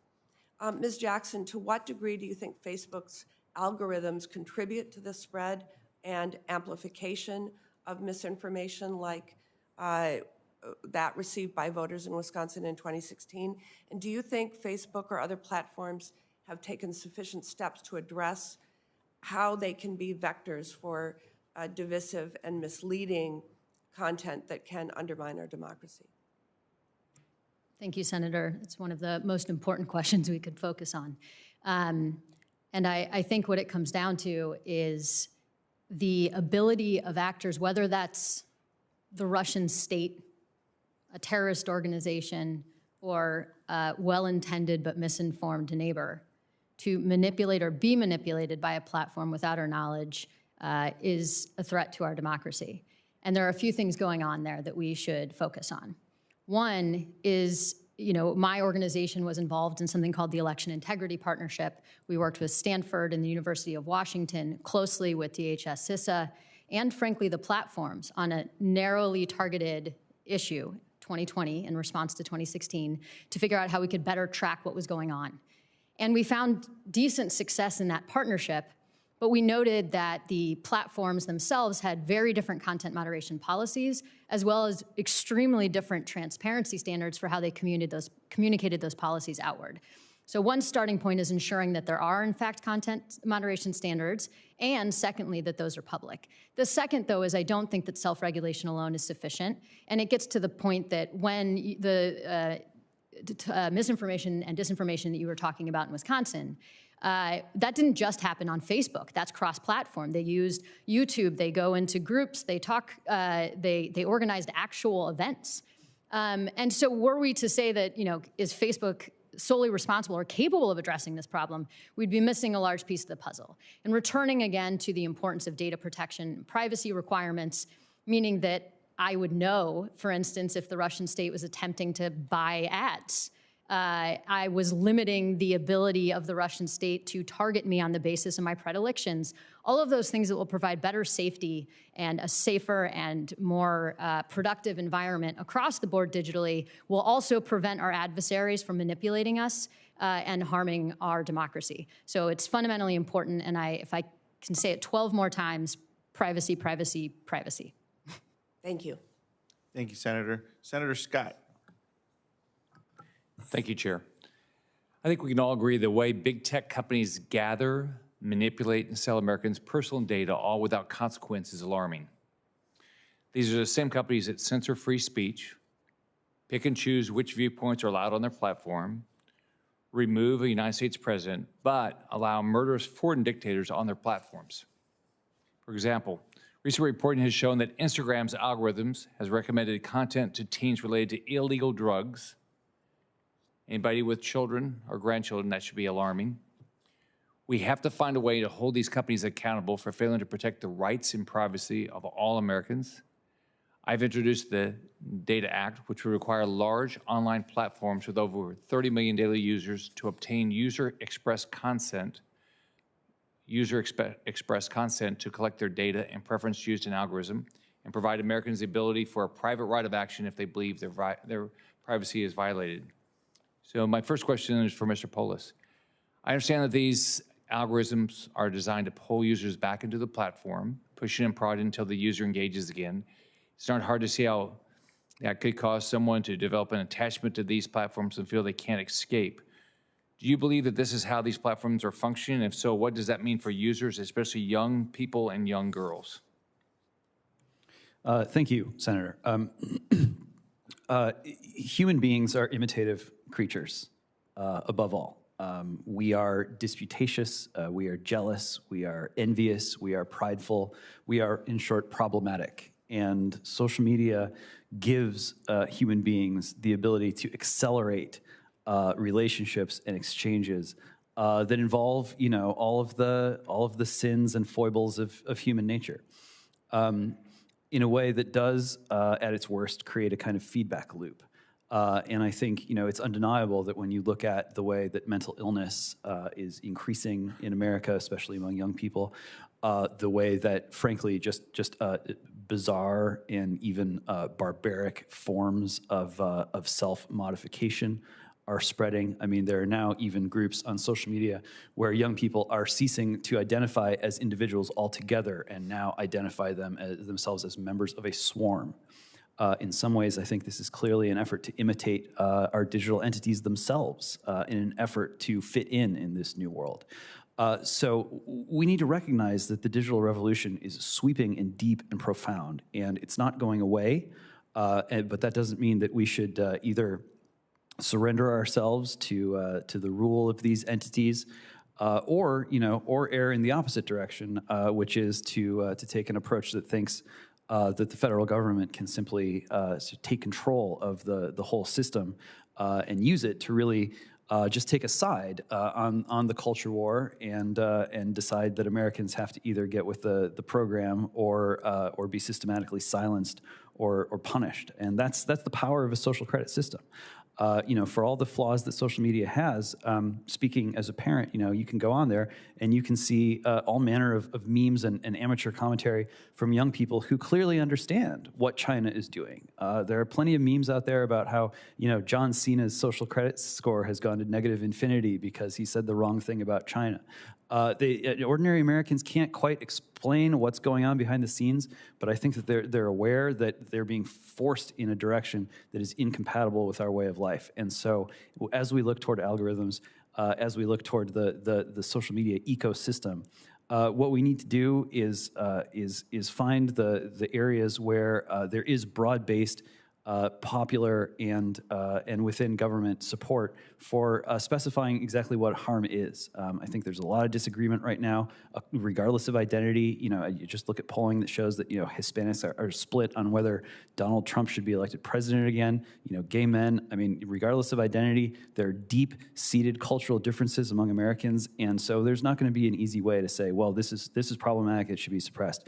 This is extremist. It should be suppressed. There isn't enough agreement, and so we got to focus on really the most severe harms, start there, build trust as a government that the people are actually going to be able to preserve their human identity and their community identities online. Mr. Polis, other than to make money, is there any reason for big tech to have these algorithms? Is there any user-focused reason that these are important or are helpful to a user? Thanks, Senator. Yeah, I mean, I would emphasize again that, Stephen Wolfram was testifying on the Hill recently, and basically the point that he made was you can't have digital technology that interfaces with human beings without having, in some way, sort of algorithms that have a purpose and that direct people in one way or another based on their own what the technology is able to identify as their own preferences or leanings. And there's value in that. And consumers, customers have clearly expressed a preference for being delivered ads that they're inclined to be interested in, rather than things that they're not inclined to be interested in. I know that there's an appreciation for, why can't we go back to the days when it was just a chronological feed of our friends' posts? Well, sometimes that ends up being a better user experience, and sometimes it doesn't. So, there are commonsensical reasons why the sort of algorithms have emerged in the way that they have. And I think that one source of frustration is, sometimes we get in the habit of taking an outcome-based measure of judgment, where, it looks like something's happening to people that, we associate with some kind of injustice, and so therefore whatever was going on in the black box has to automatically be bad, and we need to open the lid and just punish whatever's in there because we're focused on outcomes. And I don't think that's the right way to do it. I mean, with all due respect to Senator Markey, I think his claim that young white men rule the internet would fall flat among the many H-1B visa holders who are explicitly brought into this country and privileged as applicants so that they can build the technological infrastructure of online life. Thank you. Thank you, Chairman. Thank you, Senator Scott, the chair of the full committee. Senator Kemp. Thank you, Senator Lujan. I want to thank you and Senator Thune for having this very important subcommittee hearing. And again, applaud my colleagues for good attendance, good questions, and good discussion by the witnesses. So thank you. Dr. Eccles, I think I want to start, though, you mentioned a little bit of this in your testimony, but algorithms are just software, right? I mean, we're just talking about software here.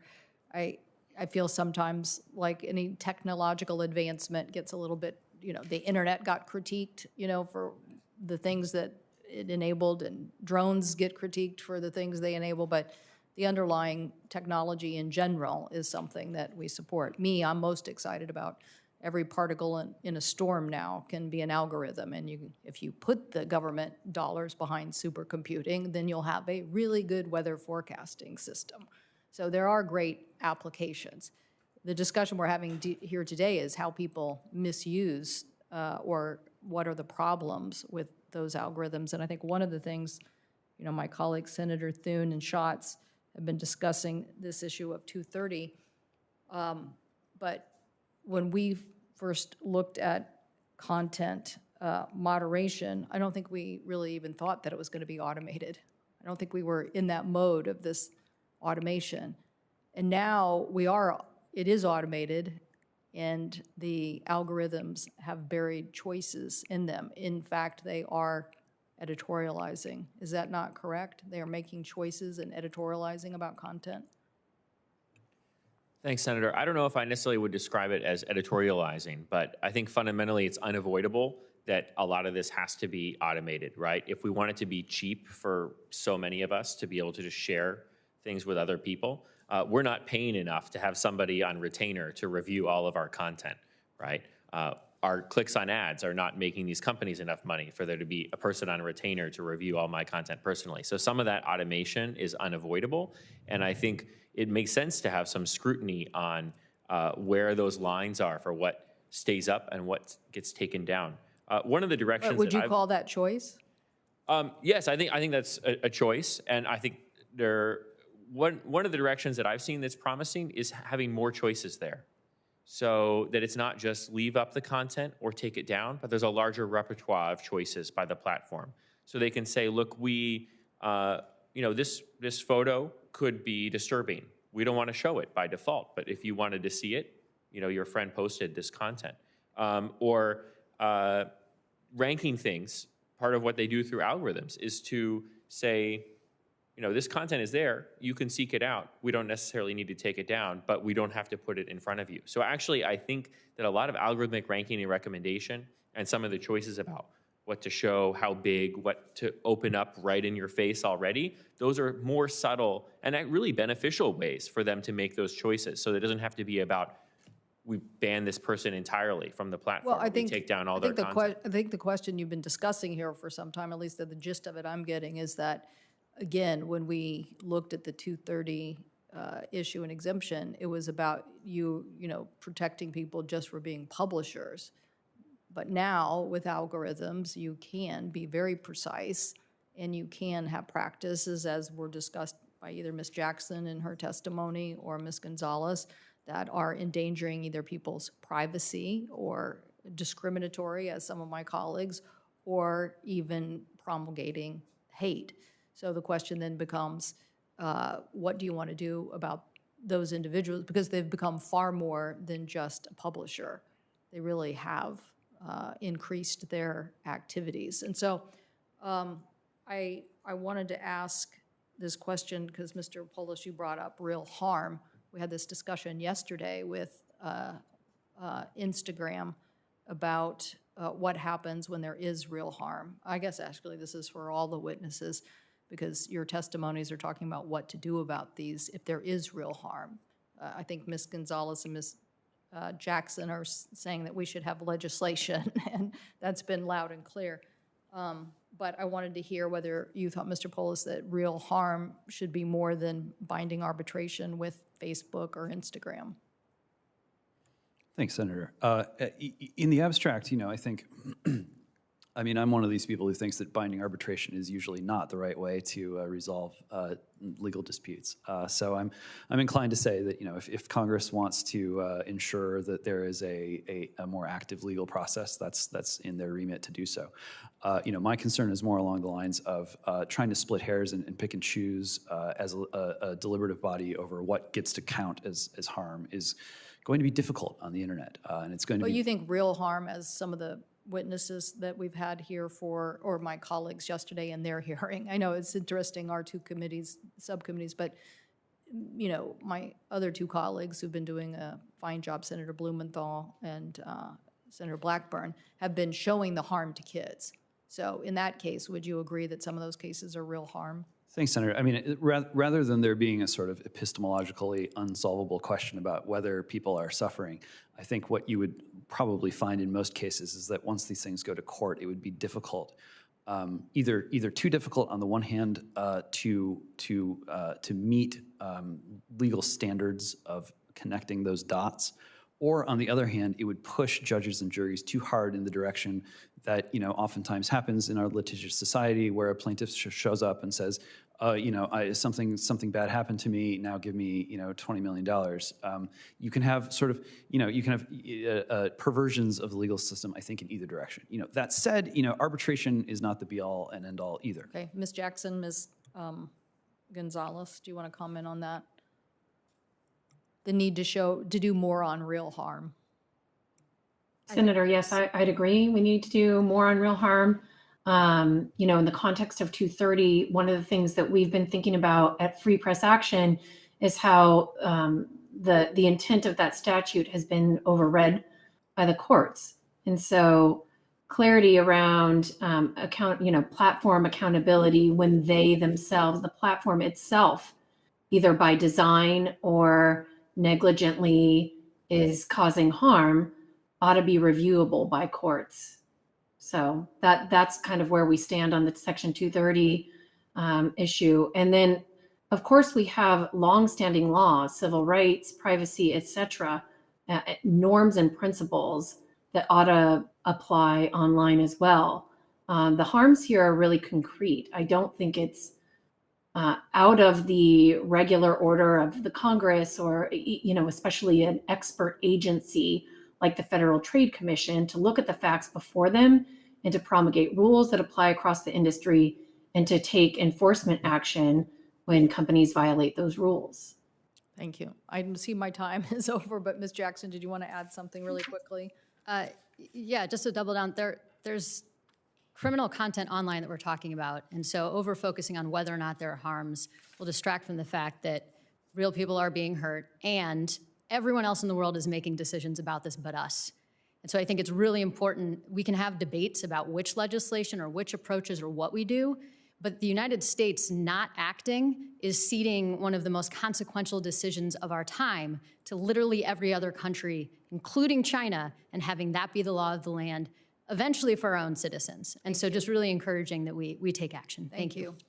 Thank you, Mr. Chairman. Thank you, Chair Cantwell. Senator Peters. Well, thank you, Mr. Chairman. Dr. Eckles, I chair Senate Homeland Security and Government Affairs Committee, and our committee has been focusing on the rise of domestic terrorism in our country. And as part of the efforts that we have been undergoing, we're looking at social media companies, their practices, their politics, and how that can feed into extremist content being provided to individuals. So my question to you is, in your expert opinion, what are the trade-offs that these social media companies are making during their decision-making process when they weigh profit motives versus user satisfaction? Walk me through a little bit about what's going on behind the scenes there. Sorry, Senator, was that a question for me? Yes. Yes. I think that's a great question because they are weighing a lot of different considerations. And one of the things that actually Adam Massari brought up yesterday was the notion of the long-term versus the short-term.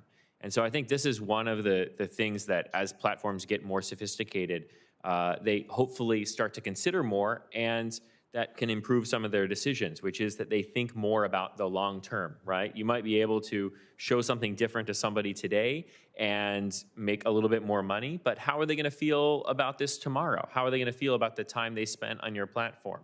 Are they still going to be around in a month? If a new competitor enters, won't they want to switch to this other platform?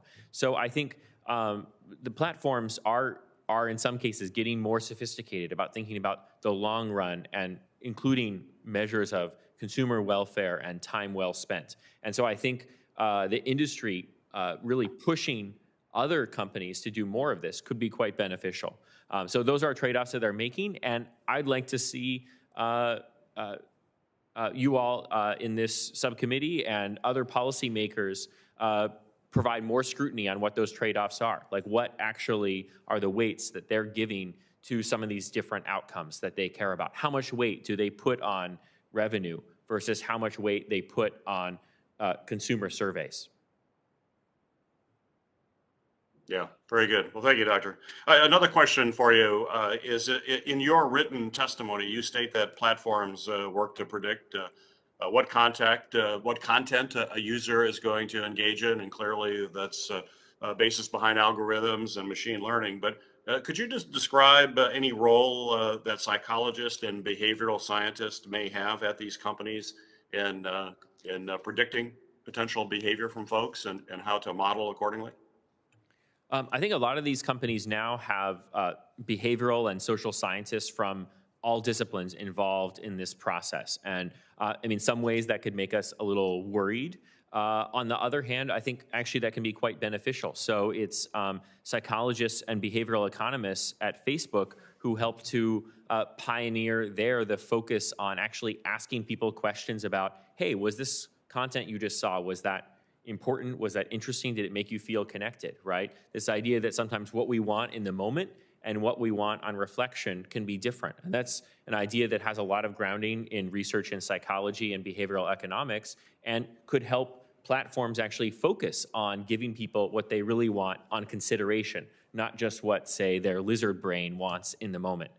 So I think these companies are, at least the giants, are employing lots of social scientists, lots of psychologists, and I think from what we've seen in some of the internal conversations that have been leaked from, say, Facebook, a lot of times they're advocating actually for consumer well-being.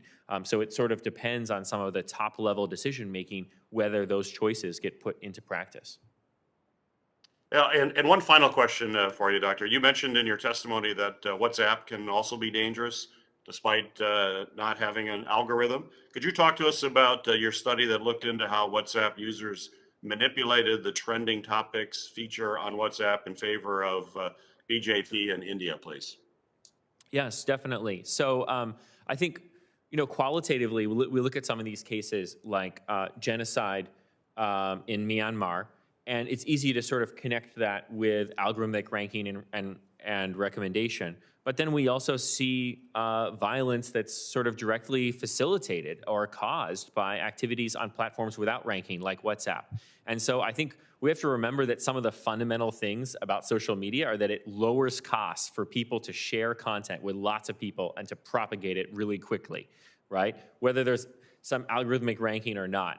And a lot of times, if the algorithms are really transparent, people learn how to game them. So we had a whole bunch of phones in India that were joining all the public political groups we could find on WhatsApp and tracking what the conversation was happening there. I think in many ways, we knew more of what was happening than Facebook did because those conversations are all encrypted unless somebody lets you join that group. We were able to see then these groups coordinate their activity on Twitter so as to manipulate the trending topics there. That kind of cross-platform coordination happens all the time. And I think that's something that Ms. Jackson has really been highlighting. And so we have to definitely look across those platforms, give platforms clarity that they can do so without risk of anti-competitive concerns if they're doing it at least within a particular context of preventing these kind of cross-platform manipulations. Well, thank you, Dr. Eckles, and thank you, Mr. Chairman, for holding this hearing. Thanks, Senator Peters. Senator Rosen. Well, thank you, Chair Lujan. Of course, Ranking Member Thune. This is a really important hearing. I appreciate all the witnesses being here today. I want to build upon what some of my colleagues have been talking about, but take it a little bit different direction. Deplatformization. And so many mainstream social media platforms, they've been publicly taking action against hate speech. They're removing it from their sites, they're removing it and banning account holders. In some cases, they've fully deplatformed users from chat communities and social media sites. While significantly more needs to be done, I appreciate the actions these platforms are taking to tackle racism, anti-Semitism, and other forms of white supremacist rhetoric and hateful conspiracy theories that far too often lead to violence. But when dealing with fringe platforms, there have been efforts to remove platforms altogether from their hosting sites, their app stores, cloud hosting services, instead of removing the hateful content or user. Total deplatformization strategies deny such fringe sites and apps access to platform infrastructure from which to perpetuate hate speech. This could include suspending the use of payment systems such as PayPal or Cash App, or completely removing companies from browsers and domain name systems. So, Ms. Gonzalez, is deplatformization of fringe sites that support hate speech, do you think this is an effective strategy?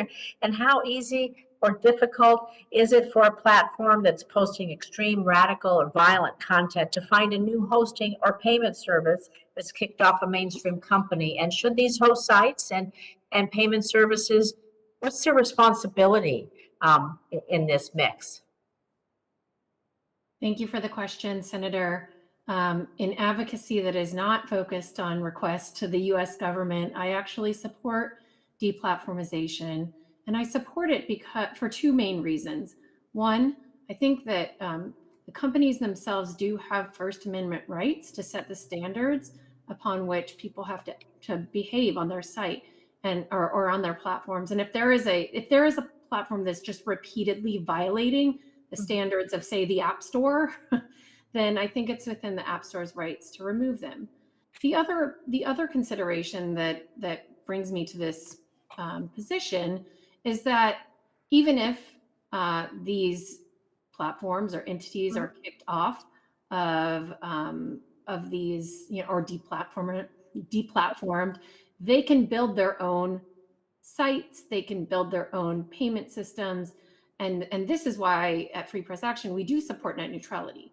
We don't think that internet service providers that provide access to the internet should be making choices about who gets to build a website or who gets to run over the internet. Right. So I think that's an important distinction here as we kind of balance First Amendment issues with the desire to hold companies accountable for proliferating hate and extremism. Perfect. Thank you. I'd like to move on to talk about another thing everyone's been talking about, the algorithms.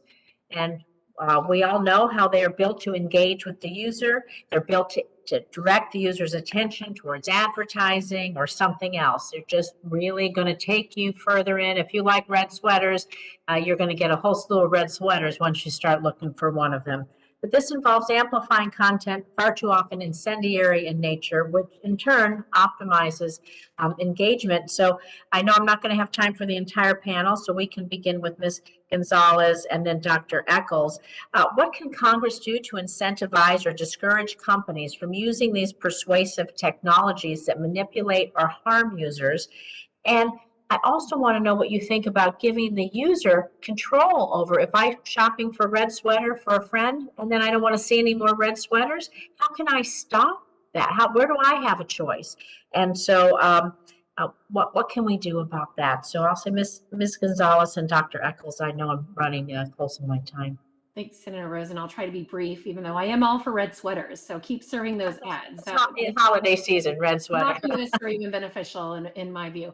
But I think this is where having a comprehensive approach to privacy is critically important. We should understand what companies are collecting about us and have rights to, compel them to remove data that we don't want them to be tracking about us. And so we need to have those rights in the user's hands, and we need a great deal more transparency about what they know about us and how they're using that information. I think too, a lot of companies know, as the Facebook papers have revealed, that they're causing harm. So we need to have some disclosure when companies become aware that their algorithms are driving harm and abuse. I know that I'm over my time, so I guess I'll ask the rest of the panel. We'll submit this for the record, but I really want to know what people think about allowing the end user to opt out of getting any more recommendations on a particular topic or subject, or even a red sweater, if you will. Thank you, Mr. Chairman. I appreciate this hearing. Thank you, Senator Rosen. My name is Richard Blumenthal. I'm a senator from Connecticut. I'm taking over for Senator Lujan, who is voting right now. And I have a strong interest in this area. As a matter of fact, just coincidentally, as chairman of this subcommittee on consumer protection yesterday, we had a hearing with the CEO of Instagram, as you may know. We got from him, I think he used the word directionally, support for access of researchers to these algorithms, which are the black boxes that drive destructive content to kids on platforms like Instagram and others. TikTok, Snap, YouTube, all committed to making data sets about their effect on children and teens available to independent researchers when they came to testify. So this idea of access by researchers is tremendously important so that parents and all of us understand how they work and what they do and what can be done to stop the destructive content. And I think that's one of the main values of this hearing. I was very interested, Ms. Gonzalez, in your comments, page 10 of your testimony, where you say, and I'm quoting, "We must also set out explicit protections for external researcher access to platform data to guard against what is now a documented pattern of targeted efforts by platforms to deny external researchers the opportunity to investigate platform practices." I think that comment is tremendously revealing. After I've sat here and I've heard Antigone Davis of Facebook, Adam Mosseri of Instagram, representatives from Snapchat, TikTok, YouTube, all say we support research, but it's research of our choosing. People of our choosing to do the research. And footnote 19, Ms. Gonzalez, I think documents the denial of access to independent, objective researchers that could uncover more of the truth for parents and others who really deserve it. And I know that you cite the example of Laura Edelson of NYU, who was, in effect, stifled in her research. And so my questions relate to the efforts we should do legally. What legal protections should be afforded to academic researchers against efforts to silence them or stifle their research? Let me ask all of you to comment specifically why voluntary efforts from the platforms are inadequate and why we need these requirements for access rather than self-policing or internal research. And maybe, Ms. Gonzalez, I can begin with you, since you explicitly called attention to this issue in your testimony. Thank you, Senator Blumenthal. You know, through my work in various coalitions, the Change the Terms Coalition, as well as the Real Facebook Oversight Board, I work with a number of researchers. So in addition to Laura Edelson's story, I've heard time and again, researchers being granted access to data and then having their access denied when the research starts to get real in terms of holding the companies accountable. So unfortunately, I wish we weren't in this place, but I think we are. And the Facebook papers certainly have revealed that we cannot rely on companies to give access to their data without some mandates. So unfortunately, that's the place we're in. And we have to develop some safeguards, protections, and expectations about access to data by third-party researchers. Otherwise, we're just going to continue to not understand how these systems work, or Facebook is such a good example because now we know just how much they knew about how their systems were harming people and that they failed to disclose. It took a whistleblower, Frances Haugen, and many other whistleblowers, Yael Eisenstadt, the list goes on and on, to really unveil just how harmful these practices were. Last year, and then I'll stop, I promise. Last year, the Wall Street Journal expose that found that Facebook knew that 64% of people who go to extremist groups on their site find those groups because of its own recommendation system. That was a blockbuster revelation, and Facebook had known that for years and failed to disclose. We just can't rely on them to be forthcoming. Thank you. That's really powerful, Ms. Gonzalez, and perhaps in writing you can elaborate on some of those points, but they are very, very pertinent and important. Ms. Jackson, or any of the other witnesses, if you Thank you, care Senator. to add. Yeah, as my organization, the Digital Forensic Research Lab, is one of those independent research groups. And so we pay very close attention to this question and share the belief that this is extremely important and in fact that there is a role for Congress to play in requiring certain levels of transparency and disclosure. I would also urge us to be very intentional about what it is we're asking for. I know we talk a lot about Facebook, and part of the reason for that is we actually have more information on Facebook than almost any of the other platforms.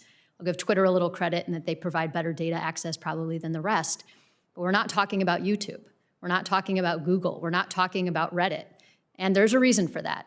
And that, to me, underscores the importance of having those standards, because one of the risks in research is that you chase the thing you have, which both leads us to not look at the kind of overarching aspects of platforms that cause some of these problems. I'm encouraged that we're talking about algorithms today, which is an improvement from a conversation a year ago where we were only focusing on content. But there are many more examples of exactly that, how platforms operate, how they operate between each other, that we need to have a sense for. And to get to that, we need to have intentional transparency, standards across the board for companies to provide certain information, and also have clarity about what we want from that transparency at the end of the day, so we're not chasing unending rabbit holes of specific pieces of problems. Thank you. Thank you very much. Mr. Poulos? Thank you, Senator. I think it's self-evident that that platforms would want to choose their own researchers so that they can produce relatively favorable information, in the same way that a legislative body or even an independent researcher would want to tend to arrive at the conclusions that they think are the most important to reach. So I think to a degree, if you're looking to go toe-to-toe with the platforms, with dueling researchers, it's going to have to be a somewhat disputatious process. This is a turf battle in some respects, and if Congress wants to mix it up, then they're going to have to mix it up. I would caution, that in addition to chasing after what you already have, I think there's the danger in research of chasing after what you want to find, and that there are those who, outside of Silicon Valley and outside of social media, really want the social media space and the internet more generally to become a place where really predictive policing governs the space, so that you can say, well, we need to make sure that 3 steps in the decision-making tree before someone commits an act of extremism, that they aren't exposed to information that might lead them to that point. And you can chase down that rabbit hole quite far, and I think there's a real danger that at least some outside researchers would want to push social media through regulation, if not legislation outright, toward really using algorithms to conduct a kind of predictive policing, where just to grab something out of the hat, if going to a certain kind of political rally or expressing a certain kind of political opinion is officially deemed an extremist act, well, then you can find how far backwards in time on social media do you really want to go, still pinning responsibility on a person. Well, they were exposed to this piece of information or this opinion op-ed or to this kind of meme, and so we need to stop those things because they have some inclination to lead people in an extremist direction. I think that stuff can be very dangerous, very suppressive, chilling of free speech, free expression, online and off, and so that's the warning that I would counsel. Mr. Eckler. Thank you, Senator. I think allowing external researchers, whether they're academics or journalists or congressional staffers, to do research, whether they're probing the systems from outside, creating their own accounts and scraping data, that's really valuable. And sometimes there's been legal uncertainty about the state of that. Some recent case law, my understanding, is suggests that researchers can do a bunch of things there, but that may be a point where Congress can help. Another way that researchers can be helped is with actual access to proprietary data.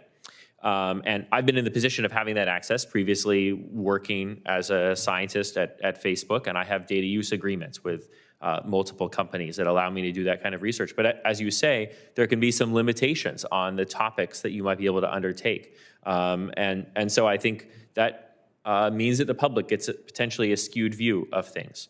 Now, there have been some efforts, like Social Science One with Facebook, to release some privacy-preserving data to a larger set of researchers without any publication approval from the firm. And I think that's a really promising direction. That actually used some of the same technology, differential privacy, that's being now used by the US Census Bureau for the decennial census and for more of their data products.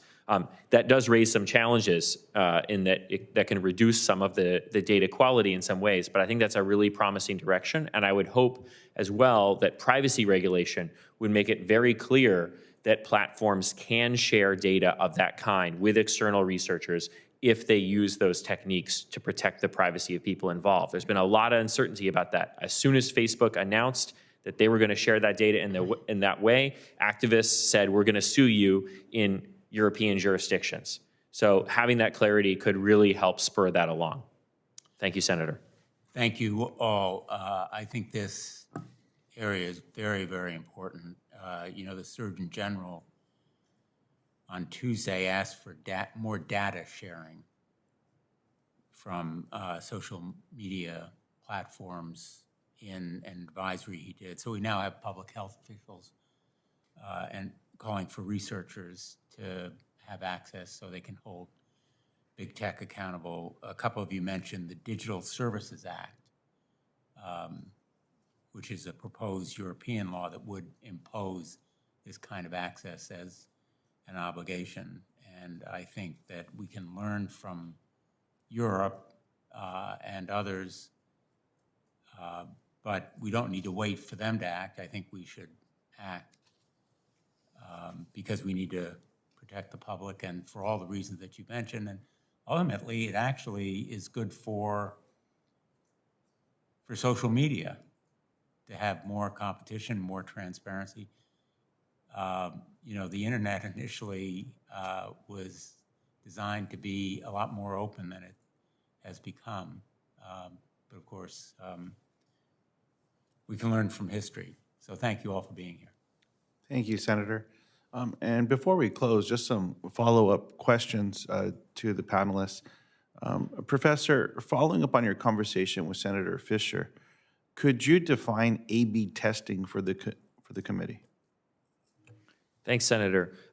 An A/B test is just one form of a randomized trial or randomized controlled trial where people are randomly assigned to different variations on a service. And so in the context of algorithmic ranking, it might be that some people are randomly assigned to one status quo ranking algorithm, and other people are randomly assigned to see content according to some new algorithm. This is one of the key tools that these companies use to make decisions about these algorithms, to balance all the different metrics that they're tracking. They're running hundreds, thousands of these kinds of experiments a year. I think we know as of 2016, Google was running 10,000 A/B tests a year. Just as they are in medicine, these are the gold standard for causal inference, for learning about cause and effect relationships of if we change things in this way, what are the consequences? And so while they can potentially be used to do things like fine-tune some dark pattern deceptive practice, they also are one of the main tools that platforms also have to make educated and good decisions. So I think, in my own testimony, I relied on some A/B tests that I had run and published when I was a scientist at Facebook, some that were leaked as part of the Facebook files, one that was published by Twitter that actually didn't look, according to their own conclusions, didn't look so favorable to them, but they chose to actually publish that. So I think we'd very much like to see, as a research community and as the public, the highest quality evidence available, and that comes from these randomized trials or A/B tests. Now, with that being said, what policies would you suggest that would better incentivize A/B testing for consumer harms rather than exclusively for engagement and revenue? I think that's a great question. I can't say that I know the answer there. I think hopefully there are some lessons that budding entrepreneurs are learning now as well, that some of these early decisions that platforms made that were short-sighted have permanently hurt their brands and are hurting their ability to launch new products. Think about Meta as they're trying to move into all these metaverse offerings. That the Facebook reputation is coming with them, and it may prevent some of their ability to succeed in that area when it's time to move to a new setting where they don't have the network effects they have in established social media space. Will people want to use their service? So these matters of long-term reputation and consumer attitudes can be one lever, but I don't know the full answer there, Senator. Appreciate that. And just for clarification, GDPR is the European General Data Protection Regulation, correct? Yes, Senator. Ms. Jackson, following up on Senator Blackburn's question regarding corporate power over user data internationally, what should the United States government do to better protect personal information and behavioral data from foreign actors seeking a strategic advantage? Thank you, Senator, for that extremely important question. I think the lack of our data privacy means that literally anyone, whether that is the Chinese state collecting information, a terrorist organization, an intelligence agency, or just a marketer, can gain access to our information and then deploy that into the system that we've all described today to achieve whatever objective it is. And I think there's no question that that's bad for American national security, that that's bad for American competition in the world, and it's bad for American democracy. What I think we sometimes miss is that we're having this conversation on an island. And all around the world, we mentioned GDPR, the data protection rules in Europe. Almost every country in the world has some data protection laws, including even China. The difference is that China has a data protection law for commercial entities and not for itself. And so while in the United States we've paid decently close attention to questions about limiting the government's ability to surveil us, we've completely left out the commercial picture. But that's a giant backdoor for whoever wants to influence us. So I appreciate that question and just return to, as the rest of the world is making these decisions, it is of extreme urgency that the United States begin to make its own decisions about how do we protect our own citizens, our own data, and our own democracy so that we don't leave it up to the Chinas of the world to make those decisions for us. And you anticipated my next question, which is what are the consequences for the United States not taking a leadership role in privacy and algorithmic regulation. I think you touched on that very clearly. My concern is everyone around the world, and especially the Europeans, are defining this. And here in the United States, we're going to be defined by what other countries are doing with establishing these rules. And it seems like a terrible mistake for the United States not to be engaging more. Ms. Jackson? Absolutely. If I can add a point to that, I think one thing that often gets missed is that, I can't remember which senator alluded to earlier, the kind of strength of the internet is the fact that it was open, interoperable. It's this public thing that's not just in the United States, it's every country around the world. And so to think that we can have, 100 different versions of the internet and have it be the thing that we want and have the rights that we expect offline transfer into the online world, we're in for a sore treat. And so part of this is that, China is advancing a very intentional model. And that intentional model depends on every other country being divided in its approach, because the splinter net, as some people have called it, is the goal, so that China can do whatever it wants in its own territories. You've mentioned a social credit system. China is the author of a system in which people exist online, and the data collection that we're talking about here in the US is used for the purposes of the state being able to institute its political control. That's an actual authoritarian state. In the United States, we have a very different model and set of intentions. And so it's extremely important that we don't cede that dispersal. So it's not just that we're absent, it's that our lack of leadership means that China having a clear vision, bringing the next billion people in the world online for the first time into their system, really ends up impacting the ability of democracies to have a democratic online space. I appreciate that. And Ms. Gonzalez, the last question I have for today, all Americans, regardless of the language they speak at home, deserve access to services with online platforms and all that they provide. They deserve the same access to stay connected to their friends and to loved ones. They also deserve access to the critical information available through online platforms, which is why the spread of online amplification of non-English, and in particular, Spanish language misinformation is deeply troubling. I repeatedly called for online platforms like YouTube and Twitter, Facebook, and others to publish more information broken down by language so we can begin to understand the scope of the problem. Now, Ms. Gonzalez, what other commitments should online platforms make to stop the amplification of non-English language misinformation and disinformation on their platform? Thanks for the question, Senator. I think you know this is near and dear to my heart, that I've been working on this for a while now. I think one thing that really struck me in the Facebook paper revelations was that Facebook has seriously underinvested in Spanish and other non-English languages when it comes to how it shores up its integrity system. One of the things that really shocked me in the response, or kind of lack of response, that you got from the tech companies was that they failed almost across the board to answer really basic questions about how they keep their users safe in languages other than English. So they weren't willing to answer simple questions like, who's in charge of non-English moderation in language X? How many moderators do they have? We know that human moderators are a critically important part of the content moderation system, right? One of the things that the Facebook papers revealed is that to really get at beyond capturing 20% of hate speech, for instance, just take an example, that AI alone wasn't going to catch that, and that Facebook needs to significantly staff up. It's very clear that there's a disparity in how Facebook, YouTube, WhatsApp, and other platforms are enforcing their own content moderation rules across language. That needs to stop. I think users, no matter what language they speak, ought to have the same protections across the board.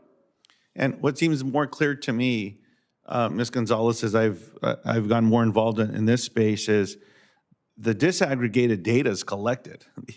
The AI is built to tell the difference, but no one wants to release it, even to the point that the letter that was responded to my inquiry from Facebook, it came to me unsigned.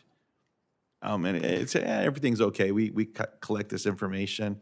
I just wonder if a bot even produced that letter before it came to me, that, just some algorithm or some AI just said, okay, here's his question, spit out the response, and then, we'll just send it to him unsigned so he doesn't ask any questions or who needs to be held accountable for the content of that. Anyhow, that's the subject for another hearing down the road. With that being said, yes, Mr. Senator, Gonzalez? if I may, I mean, one thing that came out in the LA Times piece written by Brian Contreras a couple weeks ago was really upsetting to me. We had been meeting with Facebook, calling their attention to this problem, and ahead of the 2020 election, we said there's a gap, and they were like, maybe there is a gap. Well, come to find out, they knew about that gap in February of 2020 and decided not to invest to close the gap. So this is why I am on so much for calling for greater transparency, because they know that there is a problem and they just don't do anything about it and don't let anyone know that it's happening. And Ms. Gonzalez, in this area, I also fear that because of lack of action in the United States, we're going to have to be dependent on leaders in other parts of the world to establish the rules that we're hoping that will be created here with every one of us. And like many of my colleagues, I'm hopeful that we'll see a markup of legislation, and there are many bipartisan pieces that are good ideas, whether this is expansive or more narrow, but it's clear that action needs to be taken. And so I'm hopeful and prayerful that that'll happen. Now, as we close this hearing, the hearing record will remain open for 2 weeks until December 23rd. Any senators that would like to submit questions for the record for the witnesses should do so by that date. We also ask that your responses be returned to the committee by January 6, 2021. Now that concludes today's hearing. Thank you very much, everybody.